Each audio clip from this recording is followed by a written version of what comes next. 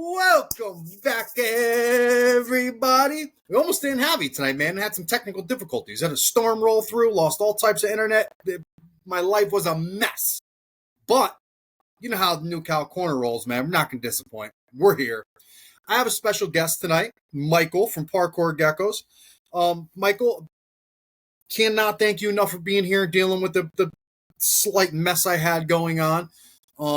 But I'm glad to have you. This is, we've talked for a while. We've really wanted to make this happen for a little bit now. And here we are, Friday the 13th, man. We're recording Parkour Geckos, one of the brightest stars in the community, if I'm concerned. You're making a huge impact. You're always looking for ways to better and improve things that we have going on. And I mean, man, I think that's super special. So without any further ado, can you introduce yourself? Give us a quick little rundown background on who Michael is and how Parkour Geckos came to be. Well, hi everybody, Mike, Parkour Geckos. How's everybody doing? Well, we'll start off with I'm actually a partner with my son on this. He's actually, I would consider him the brains of the operation. This is how it all started with him. We started back. Do you want to get back into that first, or you want me to introduce? However you want. Okay, so however you feel most comfortable. It's in 2018 we got our first geckos. We got our first gecko, and that to start off how this whole snowballs into here. I've had animals forever. In fact, I wish I could back this up because this way this runs. So let's start off. I had 2 cicada tortoises for over 20 years. When I got them, they were literally the size of a beer cap. You could put them on top of a beer can, It's awesome. I raised them up for 20 years, and they just kept outgrowing everything I had them in. I mean, to the point where last year, I had to build the whole pen outside for them, which is awesome. The summertime, I absolutely love these animals in the summertime. But the wintertime, they're not that great. They're in so again, they outgrew everything that I had them in. I started them off, they were in like a 20-gallon long.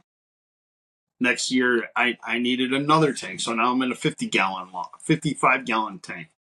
And then all of a sudden, they're too big because there's 2 of them together, and I'm like, well, they're too big for this. And now they're both in their own 30s, or I think it was something, they're both in their own 30s. And then I'm like, oh man, this is getting out of hand. And finally, I just found this pallet, and I built this contraption, a 4-foot by 4-foot box that has wheels on it. Thing was built like a tank. Put sides on it, put a glass front in the front of it, top, heater, everything to keep these things good and going for the winter, And then again, outside I had this giant pen. The pen's got to be 20 foot square at least. Yeah, I mean, it's not square, but it's about 20 square feet anyway inside of it, 20 by 20. So these things just kept outgrowing. I mean, they broke out so many times. It's hilarious. Like, I'll be sitting in the downstairs here, we're watching TV, and all of a sudden I look over to the left, and this dinosaur is walking by my sliding glass door.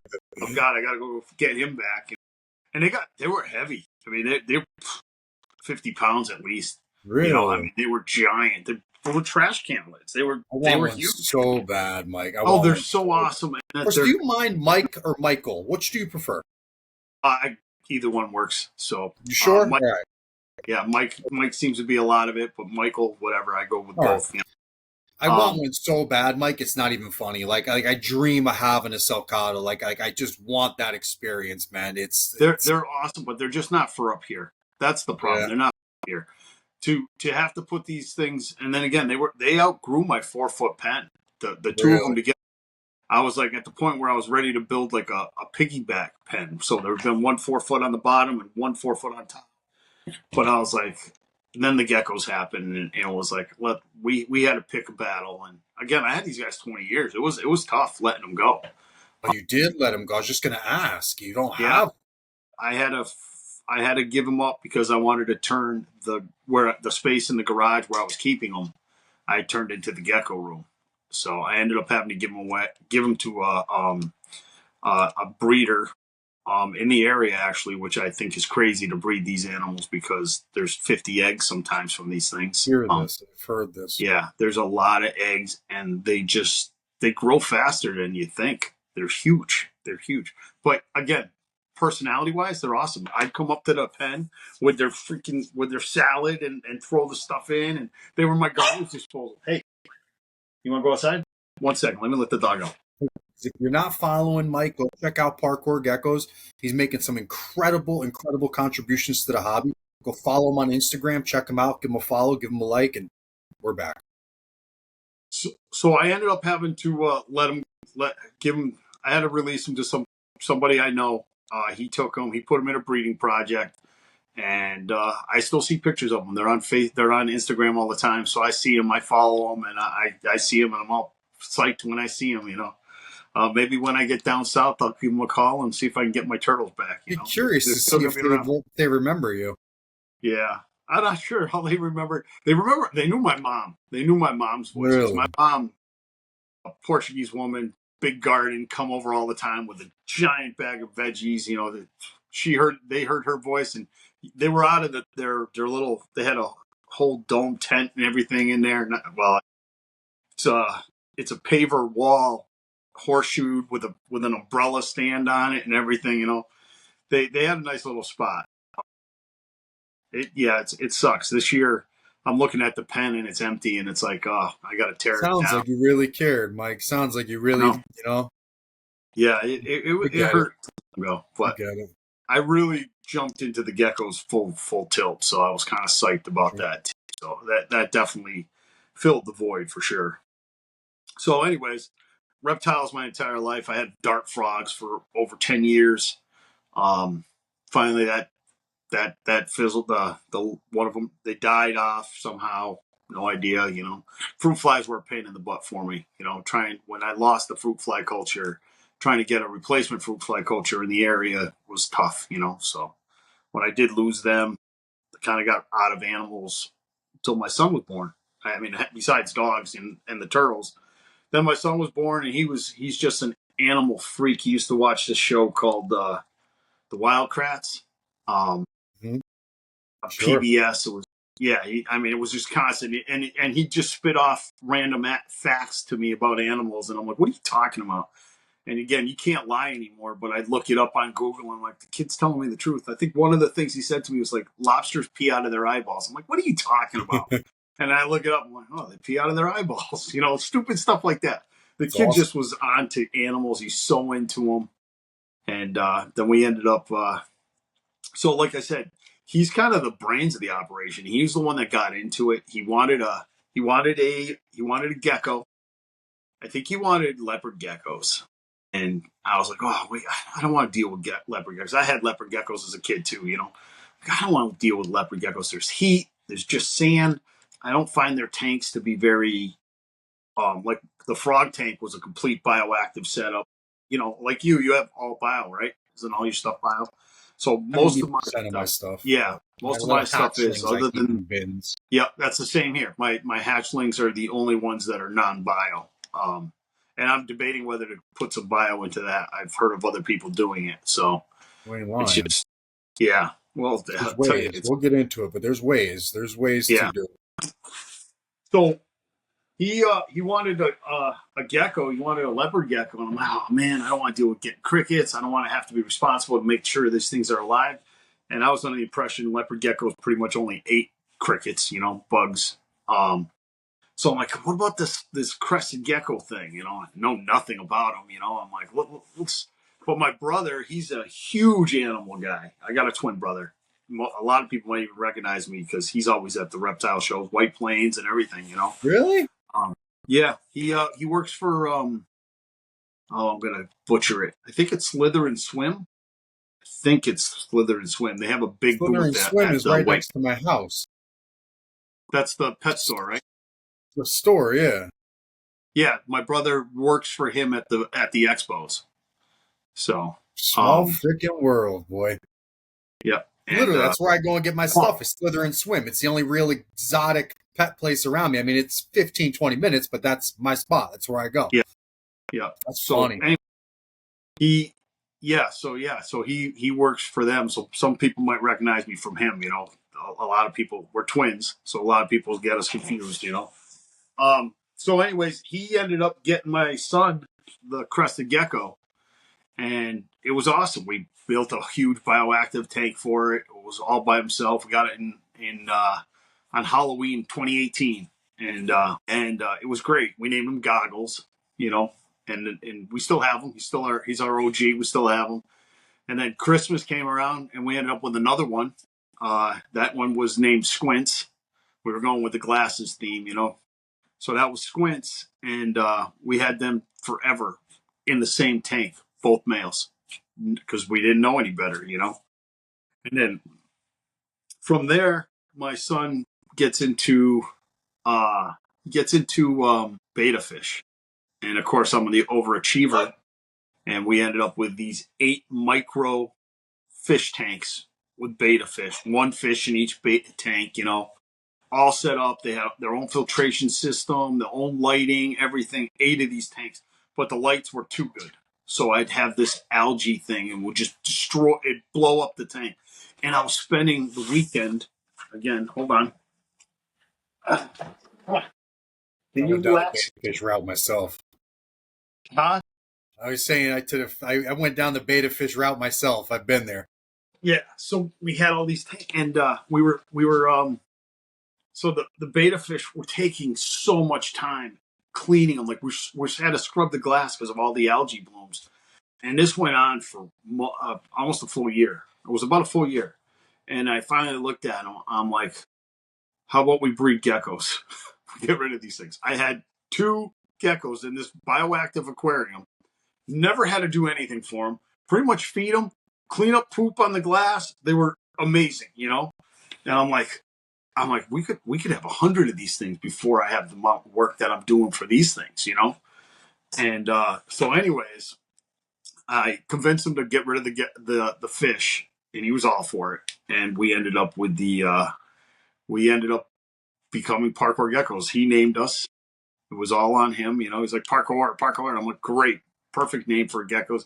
Can't hold on to them sometimes. Sure. They're always jumping. You know. Sure. So that's where. And again, another one of those things. Like I'm surprised it didn't already exist. You know, somebody didn't have that name. I was very surprised. It's great. It's young. It's younger. It's you know, parkour in itself is a very unique set, you know. So it's I'm not sure that a lot of people really even know what parkour is. Like that's why I thought it was so cool when I saw the name and you know the graffiti logo. Obviously, mine's graffiti. Like I loved it. I'm like, this is awesome. You know, Yeah, it's very young, hip vibe to it. The whole thing. Yeah, I love our logo. I do. I absolutely love this logo. It's great. Awesome. Yeah, so he came up with the name. He's the reason we're Parkour Geckos, and like I said, he knows stuff. I mean, the whole you can't breed a lily white to a lily white, and I'm like, what are you talking about? I'm like, and then I'm looking it up. I'm like, oh, he's right. You know, I wouldn't have known. Just getting into it, you know, and I'm like, so we ended up going on it, and he researched and did his thing. I'm telling you, he's amazing. He really gets the animals. He's into it. You know, I love it. I love it that he's into it with me, and. Sure. And really, this is our connection. You know, we do this all the time, you know. Beautiful. It genuinely is, man. It's a beautiful thing watching a father and watching what these geckos can do, you know, because to the person, regular people out there that don't know this, there's so much they fail to realize. Like I watch and talk to so many families that do this together. Like that's a beautiful thing. These animals have forged relationships and bonds between humans that I'm not so sure would be any other way. You know, I mean, it's a beautiful thing to bring people together. You know, to focus on creating life and just working with these animals. They're it's awesome. I love hearing stories like that. You know, it's sure you guys could have been doing other things, race cars or dirt bikes or something dangerous. You know, you could have been doing a million other things, but it's the animals, you know, and just to hear his whole approach to it is very, very very similar to myself, you know, and I loved an animal as a kid, and there was nothing I would do to stop from looking at for finding information. There wasn't. Yeah. I mean, I would ride my bike at that time. We really didn't even have internet. I would ride my bike from veterinary office to veterinary office, asking for them to print us pages out of their books. Like, could you print us anything you have about this? Do you have any information about this? Like, we would go to the end of the earths to find information about an animal if we had an interest. And technology is different, but I can just, in a little bit you've told me about him, I can totally understand the type of kid he is. Like, he will learn everything he can about a topic if he has an interest in it. He's going to leave no stone unturned. That's awesome. And that's just it. When he's into something, that's exactly how it is. It's unsatiable, you know, for a little while anyway. Awesome. Yeah, and I mean, I have a daughter too. She's awesome. She's amazing. I love her. We fight like cats and dogs because she just turned 16, you know. But she's an amazing little girl. She's so smart, like way smarter than I am. But she knows everything already, so I can't teach her anything either, you know. But she's amazing and like such a great athlete. I just impressed with her so much. You know, she really Awesome. is an amazing person. Happy You know, for you. Glad for you. and Very there's happy for you. I, You did a she's good not job. into the You animals. guys got to take responsibility. You and your wife, you did a good job. They wouldn't be who they are if they didn't have you guys. And then there's my wife, who is absolutely an amazing person. She allows me to do this. I think the last conversation was my midlife crisis, as we called it, as she called it. So, and that was just recently. Yeah, you're going through your midlife crisis, but you know, I guess there could be worse ones, right? You know. Sure could. So, but she's amazing. She supports us very, very, very well. And she's there for us. You know, she's just awesome. I love her, and Awesome. she's the reason I'm able to do this. She really is. That's awesome. That's awesome. Very happy for you. I'm very happy for you. It's good to hear, man. It's awesome. So when you guys got these geckos and you said let's breed geckos, your son named the company in the business. What steps did you take? So, I mean, you said you had two males. How did you approach the whole breeding and producing thing? How did that thing transpire? That whole event or So back on the geckos. So my brother got us the geckos, the first two. And again, he has his ends because he works for the pet stores. He actually works as for a distributor, who sells to the pet stores and stuff. And then he works for Paul, doing the shows and stuff. He's friends with all these people, so he ended up getting us our first two geckos. Again, they were babies. We grew them up, which is great. You know, learning how from that step. You know, these tiny little things, growing them up is awesome. Um, but we didn't know how to even sex them. I those things had balls. I had no idea they were still males. I'm like, that. You sure they're males? You know, I don't know. They could have been females to me. You know, maybe those are his boobs instead of his balls. You know, I don't know. Um, so then from there, I'm like, hey, we're going to breed geckos, you know, and I reach out to him. So, you know, and he's just one of those kids, like I say something to him, and the next thing you know, I'll have 10 times the stuff here than I need, you know. So I end up with these two females, and they're great, little females. And I'm like, okay, so we're going to breed these geckos. And then as they started getting bigger and older, and I started doing more of my research, I'm like, yeah, I'm looking at my wife. I'm like, I don't know if I should breed these four geckos. I'm like, I don't think they're the right ones. I'm like, I'm worried that we breed these things, no one's going to want these things. You know, that they're that's not the right huge. That's time. huge.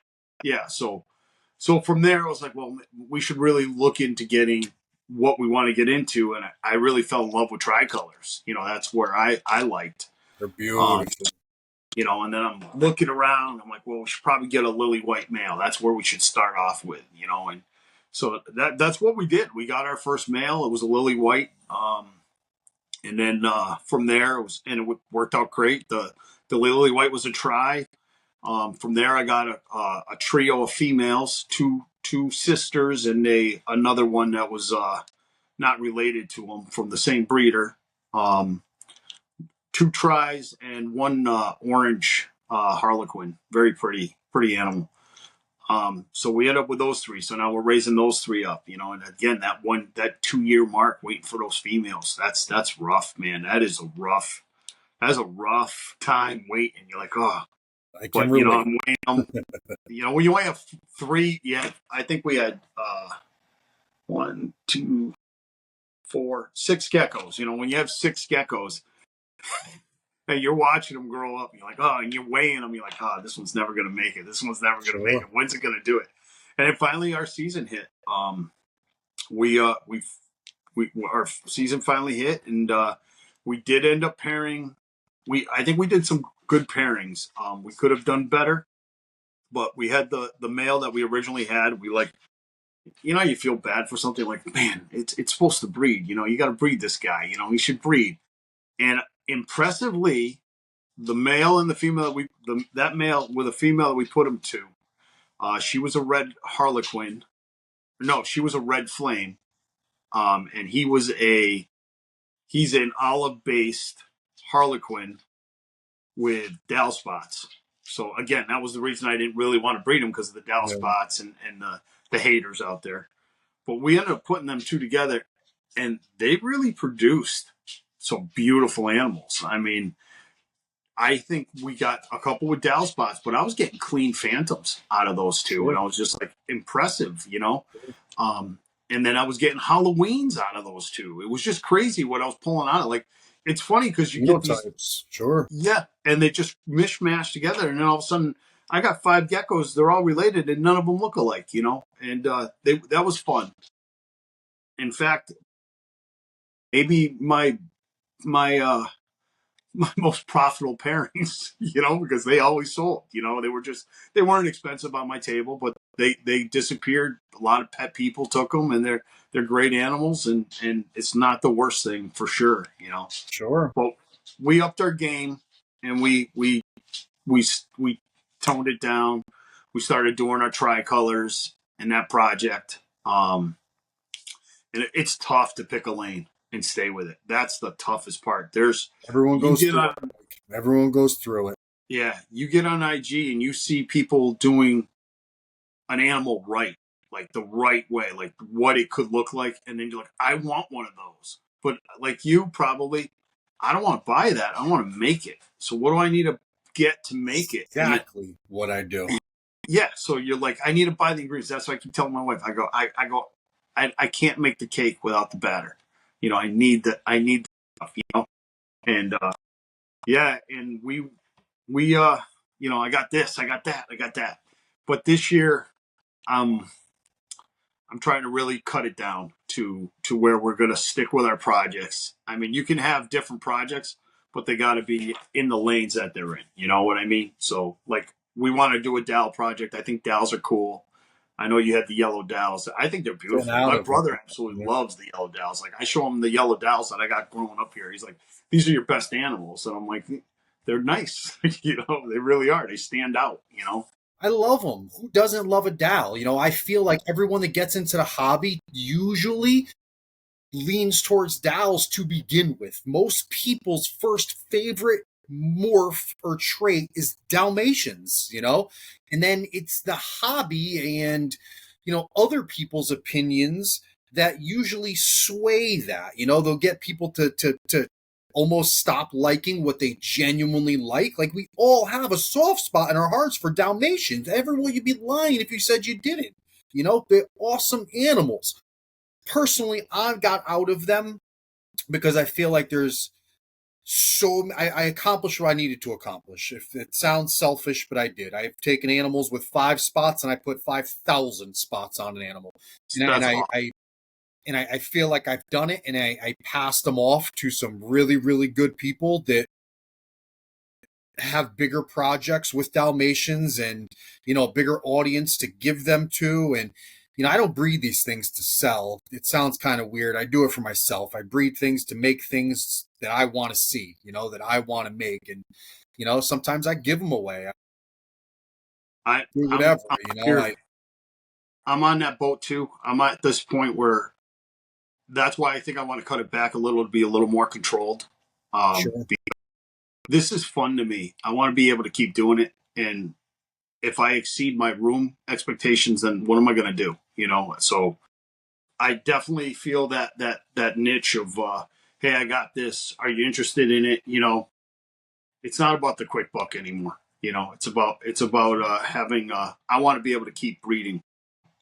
I don't want to tank the market, like per se. I don't want to be going, hey, this guy's selling Exantics for $50. That's not where I want to be.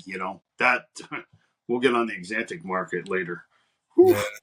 that was a road that I wish I could go back off. Really? I loved it. I love it. I produced my first Exantic this year. So Really? mhm. Congratulations. I didn't even see. That's Yeah, awesome. That's very yeah. cool. I Actually, don't have any. I have none because, yeah. can I be honest about something? I get weirded out about markets like that. I've been into reptiles like yourself my whole life, and I've watched them go up and I watch them go down. I watch new morphs hit. I watch the prices go through the roof. I watch people pay house type of money for animals for them to be worth nothing the next month. So I don't do it. I just got into cappuccinos. And if I would have got in when they were hot and everybody got into them at 5 grand, 10 grand, 15 grand a pop, I got animals twice as good for a couple $100 now. Now I can do what I want to do with them. I didn't want to compete with people financially. I just wanted to make cool animals. It was hard because I couldn't, because I wasn't going to spend the money. Not that I don't have it. I'm just not going to spend that much money on an animal. But God bless anyone that does, not judging anybody. It's awesome. There's got to be, trailblazers, and glad you guys did it. Just not what I want to do for my fun. But my point is I just got the cappuccinos now because the prices came down to a price that I'm willing to play with, and I'm excited to do some crazy cool stuff with them, Xanthics are on the same list when they come, and if they should ever get to a reasonable price tag, then I would absolutely entertain the idea. I think there's some cool stuff you can do with them. I think it's a great gene to have in a collection for sure, especially someone like yours. It's awesome. The Xanthic road that we took was just a situation where I came across some animals that were reasonably what I was willing to pay. Some situations happened where the male that was supposed to be sent didn't show up. I ended up with two very beautiful females. Um, there's another story on that. She's God bless her. I hope she's doing well. That's all I care about, is that she's doing well. Anyways, I didn't get my male that I was supposed to get. It was supposed to be a Lily head Xanthic. I didn't get it, so it put me into like a tizzy of like, what do I got to do? And then I ended up just buying one, and then I'm like, that's not what I wanted. So then I ended up getting another guy called me back. Another guy hit me up. He's like, I got a couple here. You want them? I'm like, no, I already got one. I'm good. And I kind of threw him the lowest ball number that should have been a slap in his face. And he said, okay, you can have them. And I'm like, oh, okay. I wasn't even going to buy them. Like that number was like, I don't want them. But he said yes. So then I ended up with these other two males. Again, they're all small. They're not ready for me. I have two females ready to go, and I can't do anything with them. So then I reach out again, and I'm looking for another one, and I finally get another one. So basically, I end up with, I think, four males, and I only wanted one out of the four. It's just one of those things that just kept Yeah. spiraling and spiraling and spiraling. And yeah, I wish I could. I would, one of those things. I wish I could have said, "Hey, hold back, sit back, and see what happens." But I just produced the coolest looking little Awesome. Xanthic, and I'm excited for it. Awesome. It'll work out for you. Have, It'll work out for you. It'll work out. I absolutely love the cappuccinos. I think that's my favorite compound morph. We'll call it, right? Is that what we're going to call those, compound I morphs? guess so. But between the caps and the lilies, like that's I'm obsessed. I will never get over lilies, to be honest. They're like my favorite, hands down favorite gene. I mean, take any morph out there and put a lily to it, and what happens? 90% of the time, they just get better, right? Like put a lily to anything. Lily anything is, and I love them. I love them. But I mean, everybody's like, yeah, you take that animal, you pair it to a lily. You take that animal, you pair it to a lily. It's almost every. sure, I mean, I think the only animal you don't pair to the lily are the caps, lilies. or not. I'm sorry, the well, besides that are dowels. I never hear many people going pair that to a lily. Nobody's been able to Believe it Get or not, Michael, you know how many people I talk to that actually, I don't know if it's been on the podcast, but people that have these little secret projects where they're trying to make lilies. I'm like, they're not succeeding from the sounds of things, but yes, I no, hear people no, are. no. Yeah, and wait till we see one. And it's again, it's one of those things when you see the person that does it right, you're like, I want that, And I'm like, I didn't know I wanted that, but now I know I want it, And it's, Sure. but we see the high end. We don't even call it high end. We see the well executed breeder. So somebody, I mean, because they don't have to be high end. I mean, one of my favorite breeders of all time right now, and he's out now, was John from Geckos. Absolutely, Well, his you just collection came up was on top notch. if you ain't Huh? lying, well, you just came up on one of the nicest collections I have ever seen someone meticulously put together. He put that collection together like there's not much I could say. I listen. I'm glad you got him. I don't know if you got them all, but what you did get, Yeah, I did well. I did well, and again, he was a friend. I mean, he tricolors are your thing, boy. You did well. yeah, he's got some animals up there. They're up in my quarantine area, and they're just crazy. They're just crazy. I mean, he's got an animal up there that is a non-lily, and I would you'd be hard pressed to tell me it's not a lily. I wouldn't believe you if you told me that wasn't a lily. Like, that's a lily. And I'm like, he showed me the baby pictures. I actually have a picture of the baby now from when it was a baby. It's not a lily. It just blew up, and it's just crazy looking. So it's like one of those frost line animals. Yeah, those things look like lilies, but they're not. Yeah. You know, AJ's got the secret over there, man. Those animals are crazy. Those floss lines. I'm very impressed with them. I actually have one of those. you do. Yeah, I have a frost line male. Actually, I pulled out a couple of my babies to show you later. We can share them. Yeah, sure. I'm gonna pull up your Instagram page too, and we start getting into the thick of it. I can pull up Instagram and show your page and talk about some animals and whatnot. Yeah, I brought some weird stuff over here. We have a lot of side projects in our gecko room that are pretty fun. So what would we talk about parkour geckos? Who is parkour geckos? What do you do? What's your goal? What's your objective? What do you work with? Like, if you could give me an elevator pitch on parkour geckos, what would you tell us? What do I want us to be? Sure, manifest. Sure. Okay, what I want us to be, I want to be pulling out the Emily Burke line tricolors in our projects. That's what Aiden and I are trying to do. We're really pushing that concept. We're going to have the little side projects, but that's the ones that we're looking for. Those are the ones that I've been pulling out the little animals here and there, trying to get them. I mean, they're all grow outs. I try to get the smallest ones possible so I can afford them, because they're just, I want to be like HKD Smoke Show, baby. That's what I want to get down the line is something like that. I want to be like, hey, that is my animal right there. That's where we want to be. Apparently, I turned into a 3D printer along the ways, so we'll see. We'll talk about that in a little bit. But I can't wait. Yeah, that manifested. But I show you one of my. This is the first tricolor I produced. Now, when we talk tricolors, I know people will our definition's gorgeous. That's like one of my dream animals, Mike. Like, that's quite literally what I dream of. Yeah. This little girl is the first one we ever produced. Oh my god. First egg that I ever hatched is right here. Oh my god, Mike. Yeah. And this is from a frost perfect gecko.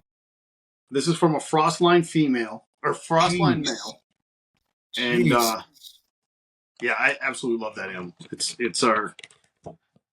She's not going anywhere right now. She can go anywhere ever. That's for that to be your first animal. I'd love to see how many people produce animals like that for their first animal. That's the first one out of an egg. That one there.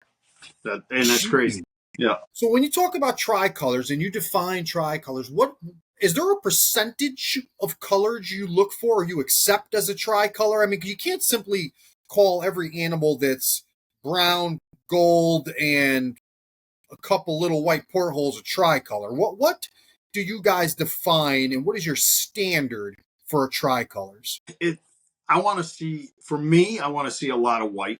I want to see a lot of white. I mean, just because it has white pinstripes doesn't call it as a tri. I It don't needs to, believe so either. Yeah. yeah. So it really needs to have the laterals coming up the portholes or something that's causing that white on the side. Um, what are the people are trying to say? It's like you should be a third of each color. I don't think that's even a possibility. I don't see. You got your main base. You got your. I just don't see it. Show I her just again. like Keep what her on the screen. I could look at her all day. I Jeez. just like what I like. So Man, hats look off at to that you, white. dude. You ain't lying, dude. I love it. Like that's like woof. I don't even try to make stuff like that because I know like I don't I just is not I can't. Like that's That's the perfect. crazy thing is like I didn't know I was making stuff like this. It's like I have these animals, and then I ran that live, and I was like very impressed on Palm of the calls that I got after the fact. Hey, what's up with this animal? What's up with that animal? So I guess I did good. With what I produced out of them that sets. Um, but look at you with your reds. Those two reds that you just did. You don't Yeah. even realize what you're producing, and then all of a sudden it's like, I didn't know people wanted something like this. Yeah, I didn't. I didn't. Yeah. Yeah. But Your dowels. Those yellow dowels are. You put those on a table, and you're gonna have your table swamped because of those yellow dowels. They just stand out. They're just such a. They're just such a magnet. yeah, there's I believe a lot of the best work is done by people that aren't breeding animals. I don't want to say to sell, but like smaller breeders that are just like trying to master their own craft. Like people that really don't show them off a lot have like the craziest animals in the world. Like they're the craziest animals. It's hard to explain, but a lot of these smaller breeders out there, in my opinion, put a lot of the bigger name breeders to shame with some of these animals they make. Like when they have 2 or 3 projects, but they've been dedicating all of their time and attention to these 2 or 3 projects for 10 years, mastering a certain thing. Look at some of those animals, Mike. You'll see what I'm talking about. If you can get them to show them to you, you'll see. HKD. He's not gigantic. He's tiny. He's tiny, and look what he did. He just pulled off these combinations. Emily Burke. I'm going with my tricolor people. That's just insane. That's a selling fee. Hey, it's an Emily Burke line animal, and it's just such a difference. Sooner or later, you guys are gonna say, "Hey, that's a Parkour gecko animal." Sure, I believe it. I believe it all day. Did you get to meet Emily up at Flora Yes, I have. I've met her. That's my second time I've met her. I met her the year before too. So this is my second year. The first year vending, second year there. That is a fun show. I kind of hope they come back to New York. It's a fun show. It's an odd show where it is, but it's Do you fun. think they're not going to? Is there rumors or something going around that they're not going to? Because I've heard that maybe they're going to try it out in Carolina's the next one. I went the second year they had it. I was up there, and I thought it was phenomenal. I always had something go wrong and couldn't make it this year, but quite literally, my mother-in-law, and people know, but my mother-in-law died the Friday I was supposed to go on Saturday to Flora Fauna. Like, it just can't even make this stuff up. But it was the greatest. I loved it. I loved it. I wish every show, and I will get into it. I hear they have the American Plant and Reptile Expos. I hear that they are flora fauna on a giant scale. Like everyone I talk to at events them say are the greatest thing that's happened to the reptile hobby since reptile shows went mainstream, I guess. Like, Yeah. but I will agree with you 100%. That show is incredible. It was fun. It's just fun. I didn't even need to be by my table. Someone else would watch my table if I walked away from it. I didn't worry about. I mean, no one's going to steal your animals. No one's stealing your stuff off your table. I just felt like it was such a loving place. Just everybody was fun, talking to each other. Butler was right across. I mean, where my table was, I felt like a nobody sitting there, and then all of a sudden I'm looking at my table, and I'm between who's on Ruby Reptiles is on my left. I got gold standard tikis on my right, actually vice versa, right, left. Crossed away is Butler. HKD's over here. I'm like, I thought I was gonna be in the bathrooms. Like, the wedding table by the bathroom or by the speaker, that's where I thought I was gonna be. Small. I'm like, we were on the main row. I was like, and it was just awesome and so much You fun. did that. You did that. You did Thank, that. thank No, you you. deserve to give yourself. You should give yourself some credit, man. That's awesome. Yeah. It Not was it many was other words I can use. Like that's awesome. thank you. Thank you. Thank you. It's something to be proud of. And I feel again, and maybe we'll just go into it now. You're paving the way for a very, very, very prosperous, bright future. Selling animals and live animals is cool. It's great. We all love it, obviously, but it's a limited market, right? You can only sell people so many geckos. People have geckos that live for 30 years. What they do need is things to take care of those animals for 30 years, right? Things to make their lives, those 30 years of caring for that animal easier, right? We need conveniences. You have taken some things that people have tried to do for a long time. We all have little hacks and things that we do to try to feed animals crickets and collect morning geckos. There's all these things that we have as a hobby tried to do in little hacks, I guess, and things that we try to share. And you've taken a mainstream. You have drawn out blueprints and are 3D printing solutions for the gecko hobby's problems. How the hell did this happen? And what do you got going on? uh you know what? I don't even know how I did it. I really don't. There's a program free online. You can get on it. It's called SketchUp. You can get on there. You can do some stuff, and I use that program. I'm an electrician. I did an addition on my house. I did my bathroom over, all this stuff, and you can get on this program, and I can design my house from the ground up. Build this all up. Sketch It is the name of it, Mike. Sketch It. SketchUp. Sketch SketchUp. Up. Yeah. And there's a free version. You just gotta manipulate it, but there's a free version. You just play on it, and it's really fun. It's a computer Lego game. You start building it, you blow out these walls.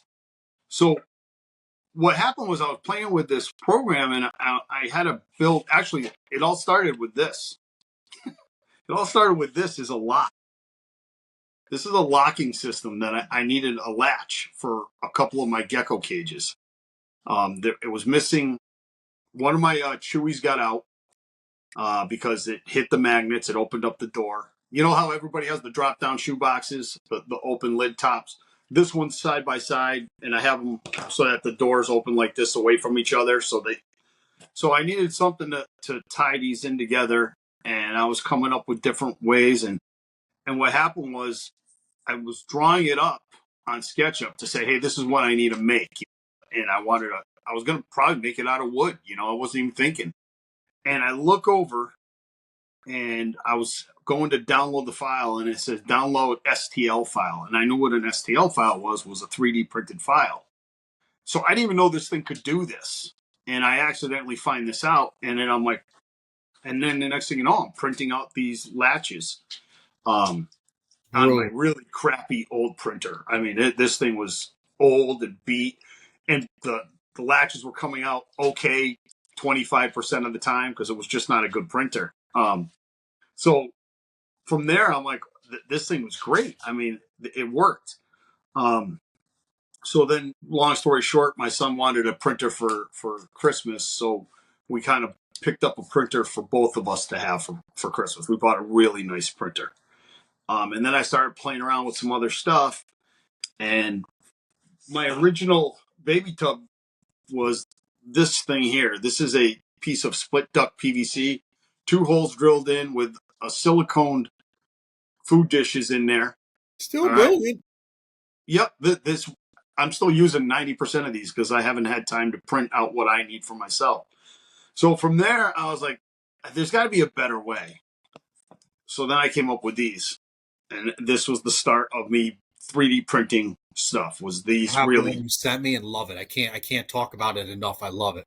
Yeah. So this food dish, it acts as a hide. Hide. Yep. It, I did a rough skin on it so that the gecko has texture here if he wants to rub up against it and shed himself off or whatnot. These are, I love them, and they're great for the babies, everything, right? So from this little food dish, I also had, again, this was one part. The other part was the webbing thing. And this was the original thing that I made. It was just zip tied in a circle, but it kept rolling on the geckos. They'd get on it and it'd roll on them. As babies, it was fine, but as they got a little bigger, it'd start rolling on them. So then I started playing with that concept, and I messed around with it, and I ended up with this, and that's the framed out thing, and I came up with the failed prints and everything else, like the failed design prints, like, hey, let's try it this way, try this way. There's piles of this stuff. Like, it's not just like, hey, you get it right off the bat. It's like, oh, I got to tweak this. I don't like this. I don't like that. So then I came up with this little thing. It's the same concept as this. It's just in a bigger scale. In fact, it uses the same amount of material other than the 3D frame. It was the same setup, and it fits perfect in the tub. When all said and done, Sure it does. I love them. it just looks great. If I can do this without falling. You guys seeing this? Check this out. Like, these are the greatest things. Mike sent me one to try. Guys, I cannot tell you how awesome and convenient this thing is. You literally just pick this whole thing up. The hide/bowl attaches to the thing. You pull it right up, change the paper towel, wipe the bin down, or put it in a new bin and keep it moving, dude. Like, they are, if you're looking for convenience and speed and you're cleaning 100+ geckos, you gotta reach out to Mike and see what you can do with these things, because they are a game changer. Game changer. Game changer. Nothing else I can say. Game changer. I love you, man. Thank you so much for the kind word. Absolutely, man. I don't lie. If I didn't like it, Mike, I'd be on here telling, I hate to say it, but right here, I'd tell people that the damn thing sucks and it don't work. I cannot rave enough about it. I was just talking about it on the Gecko Exchange podcast. I was showing off the cricket feeder in that very hide and bowl setup. Do you have a name for it? Did you name that whole contraption? Do you sell it in pieces, or are you selling them as a whole? I have sold them in pieces. People have reached out. I've been doing them as a kit. I call it it's the 6-quart baby tub kit is what I'm calling it. But it's it's also Parkour the netted Gecko kit. It's the netted hide and food dish combo is what I call it. Netted hide. It's on your website. Do you have a website? I don't have a website, but I have been selling them on Palm Street here and there, and people can reach out to me on Instagram, Parkour Geckos on Instagram. We're going to reach out to you myself personally today. I'm going to send you some money. I need those latches, Mike. Like, I bought the same bins. I have this whole wall with no latches on them, and these suckers keep busting the magnets open, and I'm using tape, and I feel so ghetto that I... Is that the drop-down lid one? They're sideways. I got the taller ones. They're 16 inches tall. They go sideways. But I believe they're the same thing. Like, I could put them on the side. They have feet, so I could drop them down. I bought a box of 15 of them for like $100. They're 10 inches by 12 inches by 16 inches tall. They're like for girls' boots or something. So these will probably work. This latch that you're talking right here, it'll probably work for them. And you have them so that they kind of barn door towards each other, is what I'm asking? No, but I could. I have them all go the same way, but I could rearrange them, flip them upside down, and do. So the reason I say that is because if they barn door, you only have to open up one. If you have them so you'd open up one, you can open 2 doors at the same time. If they're daisy chained, you'd have a hard time, because this one is latched to so you have. My problem is that the edge where it goes is so thin. Like, I bought these ones, and they were terrible. If anybody needs these, let me know. You can have them. But they're these little clear... Oh, the other pieces. Oh, right there. These things. They come with a little latch like this, and then this goes onto your glass or whatever. This tiny other little piece. Actually, someone just showed me those on some of theirs. So you'd have to put that on the side of one, and then it would fold over the front, right? Is how it works. So But they can't keep the putting. sizing is wrong. For this to fold, it has to be farther back, or this doesn't hit. It's hard to explain unless you have one and put it up next to it, but they don't work. So I bought them for nothing. Now they've just been sitting here, and I'm looking for someone to give them to. So, I feel like yours are longer. well, they can be. I can adjust these depending on what you need. But what I'm trying to get at is because both your doors open like this, they're both going to face out this way. So when this one's shut and this one's shut, these actually go onto the front of the tanks. So it actually goes onto two tanks side by Okay. side.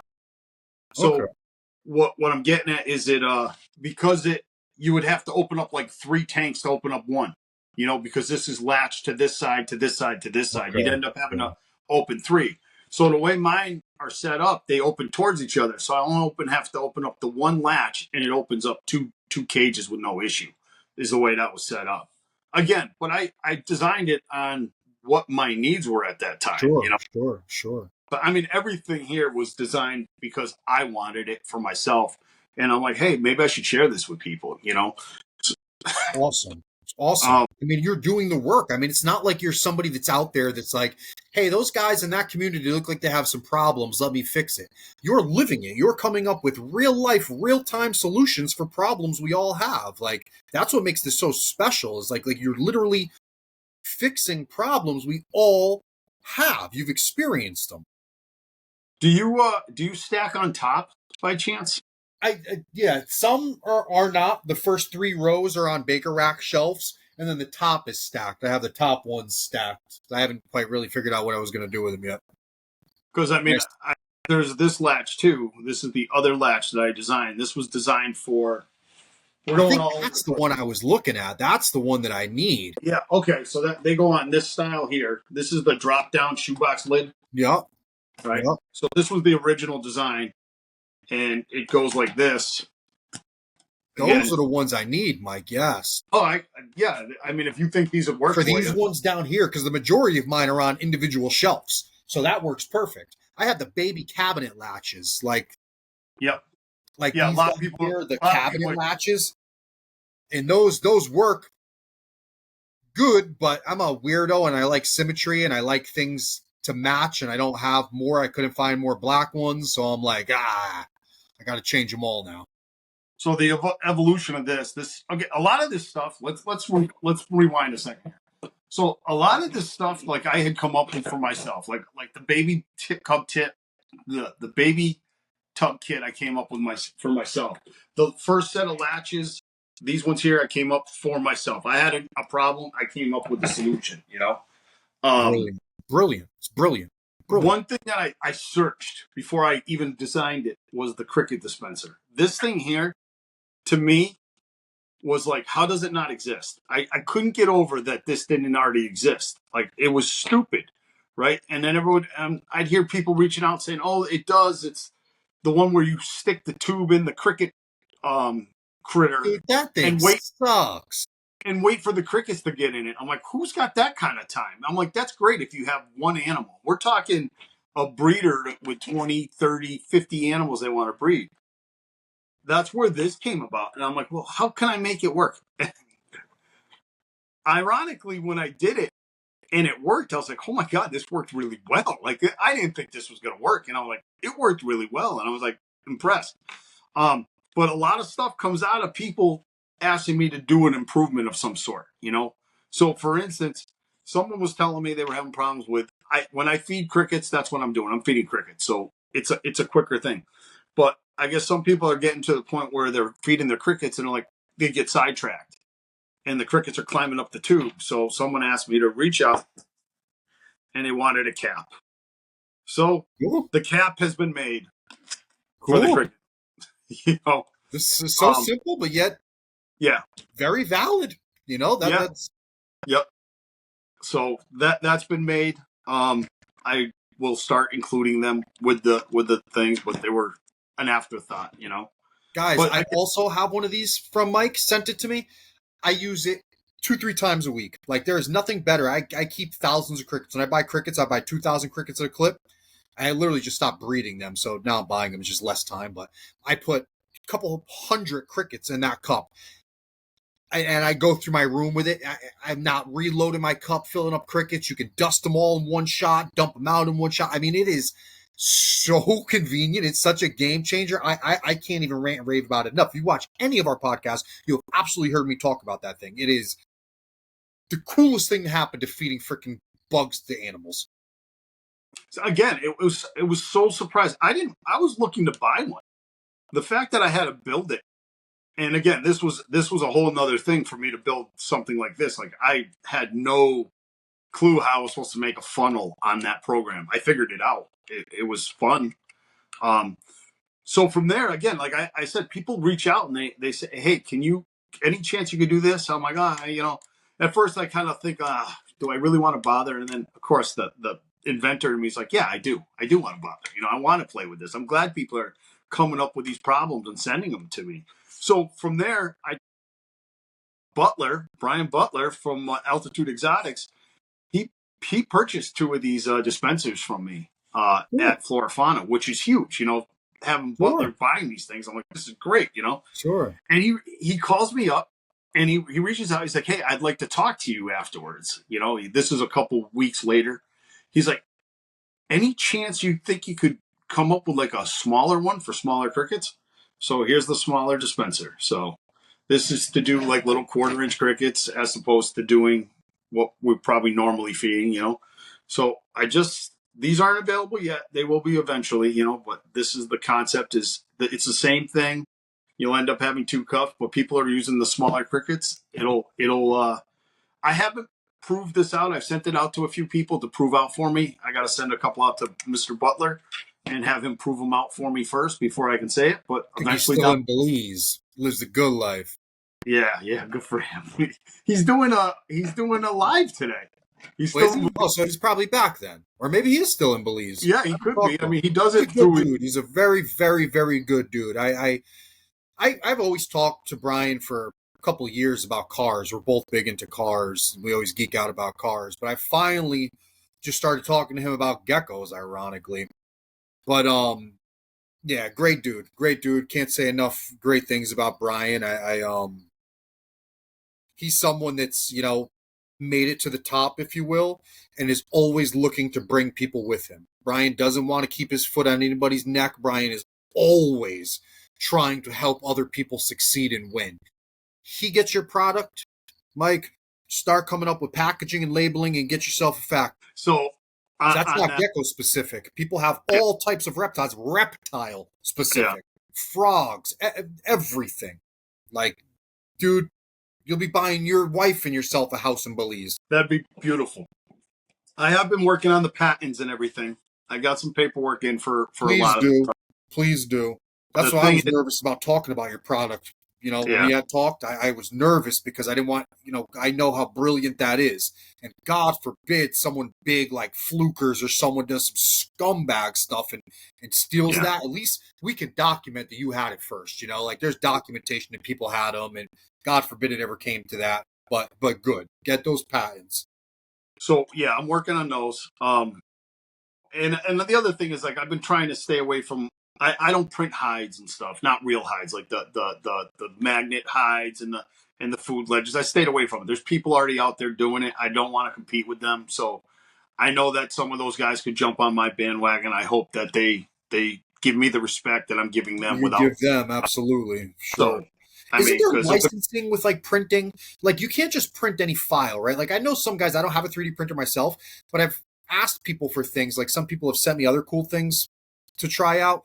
And it's something with like licensing. They'll say, oh, all I got to do is pay for the license and then I can print as much as I want or something. What do you know about that? There is something along that lines where you can pay for the license. So like there's a bunch of websites you can get on there for free. You can print them for yourself for free. You just can't sell them. But you can pay a little bit more and get the licenses to print. What did I get? Oh, the screens. That's what I got. I got screens from Rack and Roll. Yeah. And he was telling me about that I had to make. I love the New York Mets, obviously, a huge New York Mets fan. And everything I love is like orange and blue.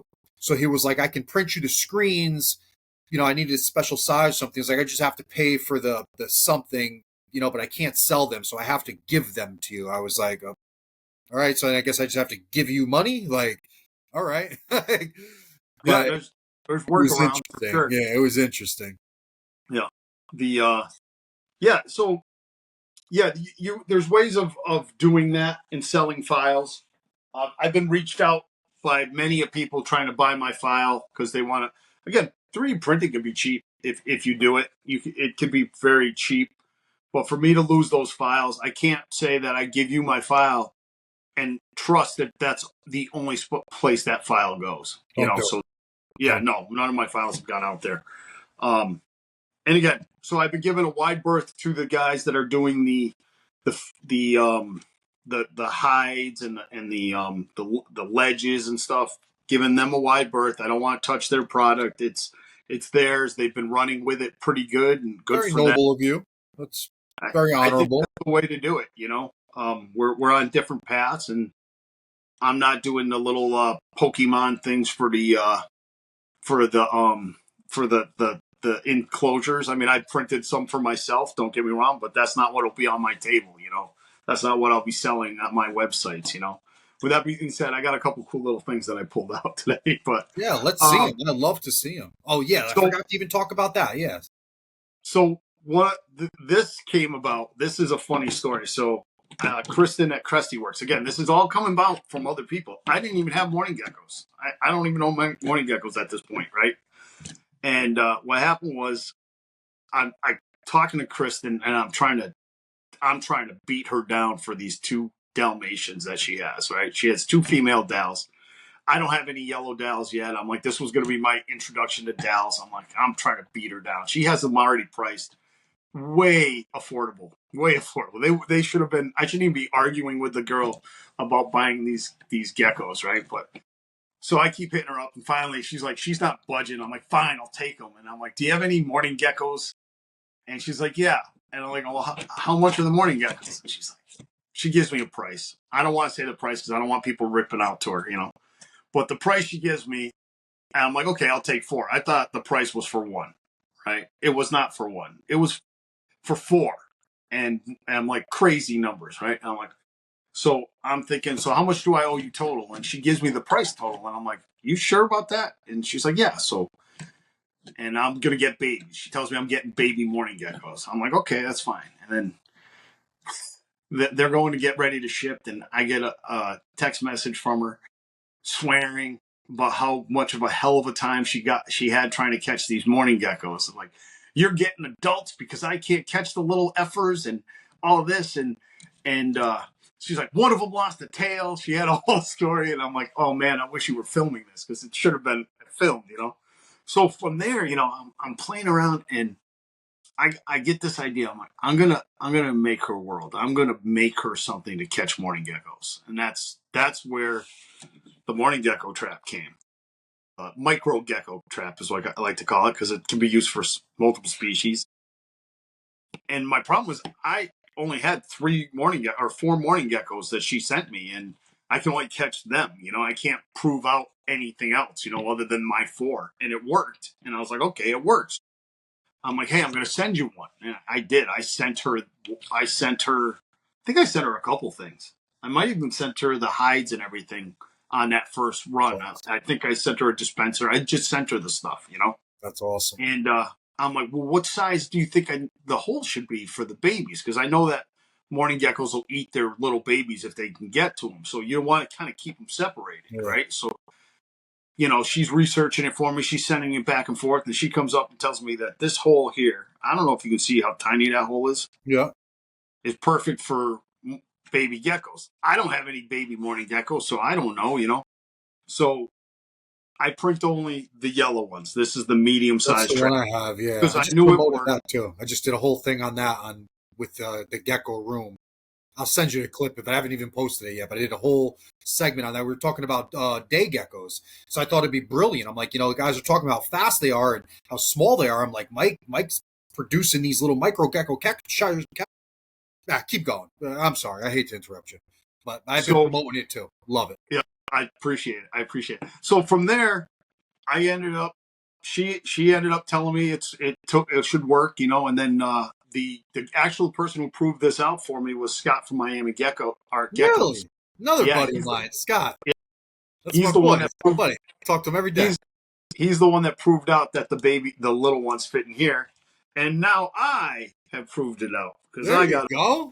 geckos in There there. you go. You know, so I Guys, got it if you're out. watching, check him out. I'm telling you, Mike has a solution for every problem you come across. These things are brilliant.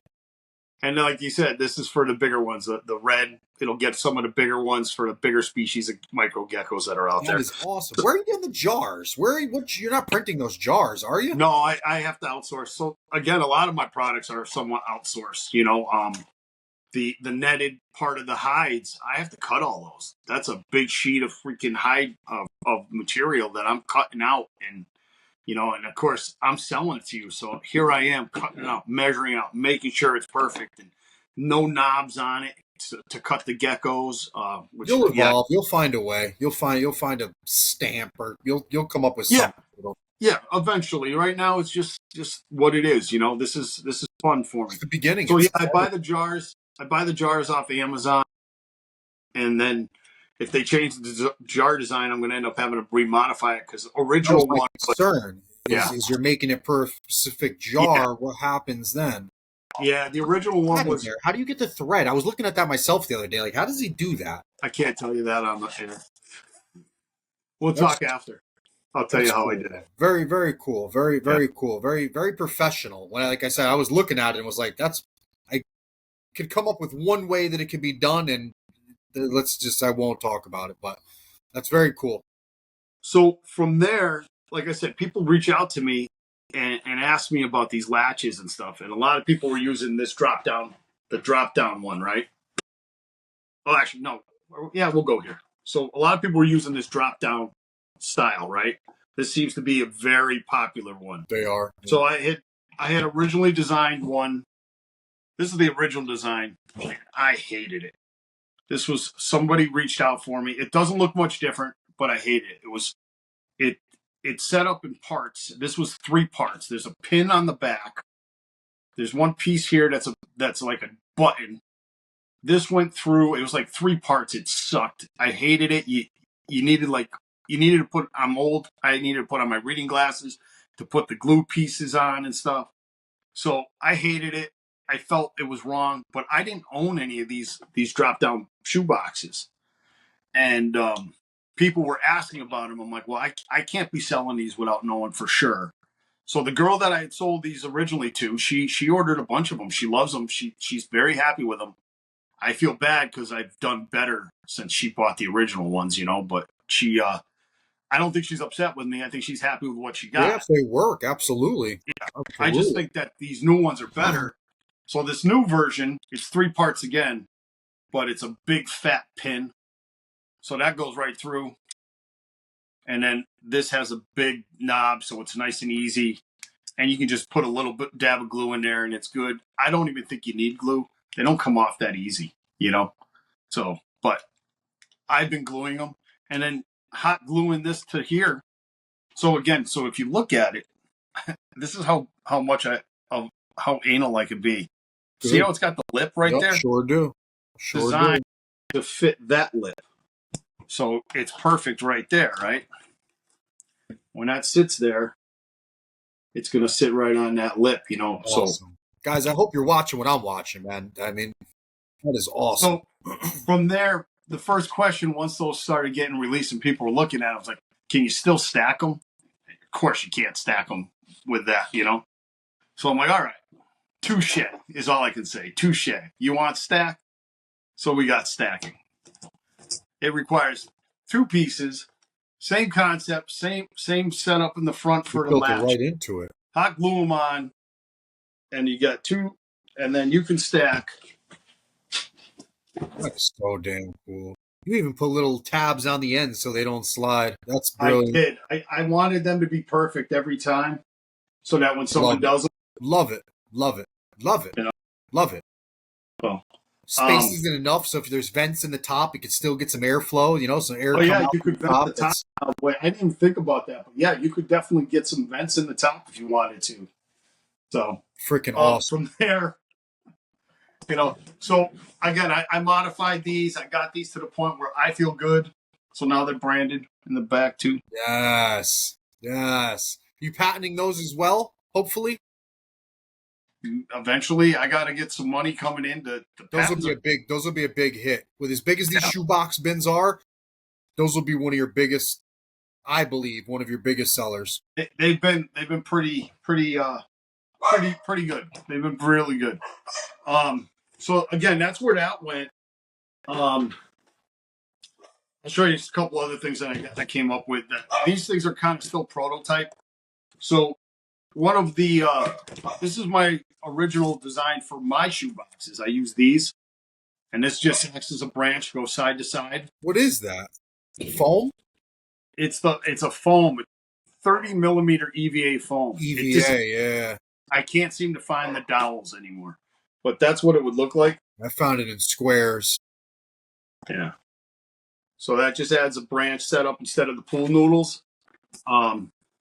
Here's a better look at it out of the thing, and with the like a bright colored. But it's really nice. They go in it. You can actually put your hand in here to get the gecko and tickle them out. It's pretty nice, you know. And they Very always cool. in here hanging out and That's what I said. They'd probably use it a lot. They'd probably use it. oh yeah, they're in it all the time.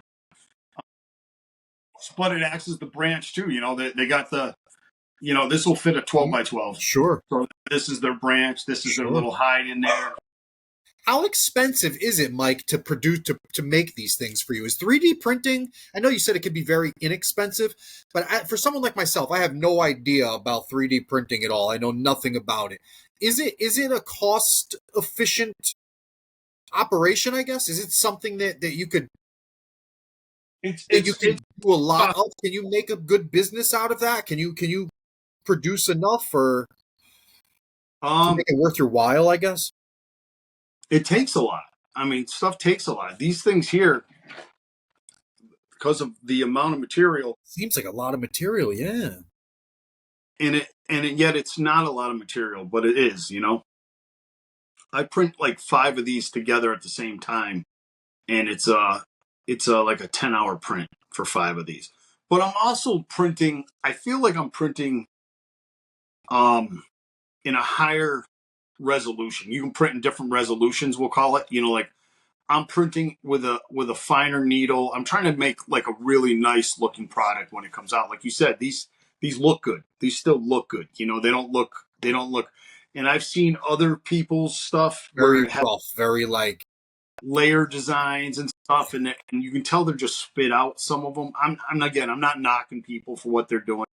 People are buying them. They're working for you. But I'm just like, if you're going to buy from me, I want you to be happy. I don't want you coming back. I mean, it's about efficiency to make them. So is it cost effective? I'm doing well with it. I think I would lose as soon as my files are out there or somebody starts mimicking my design. Sure. So it's one of those things. If it were to take off, like, is there a way?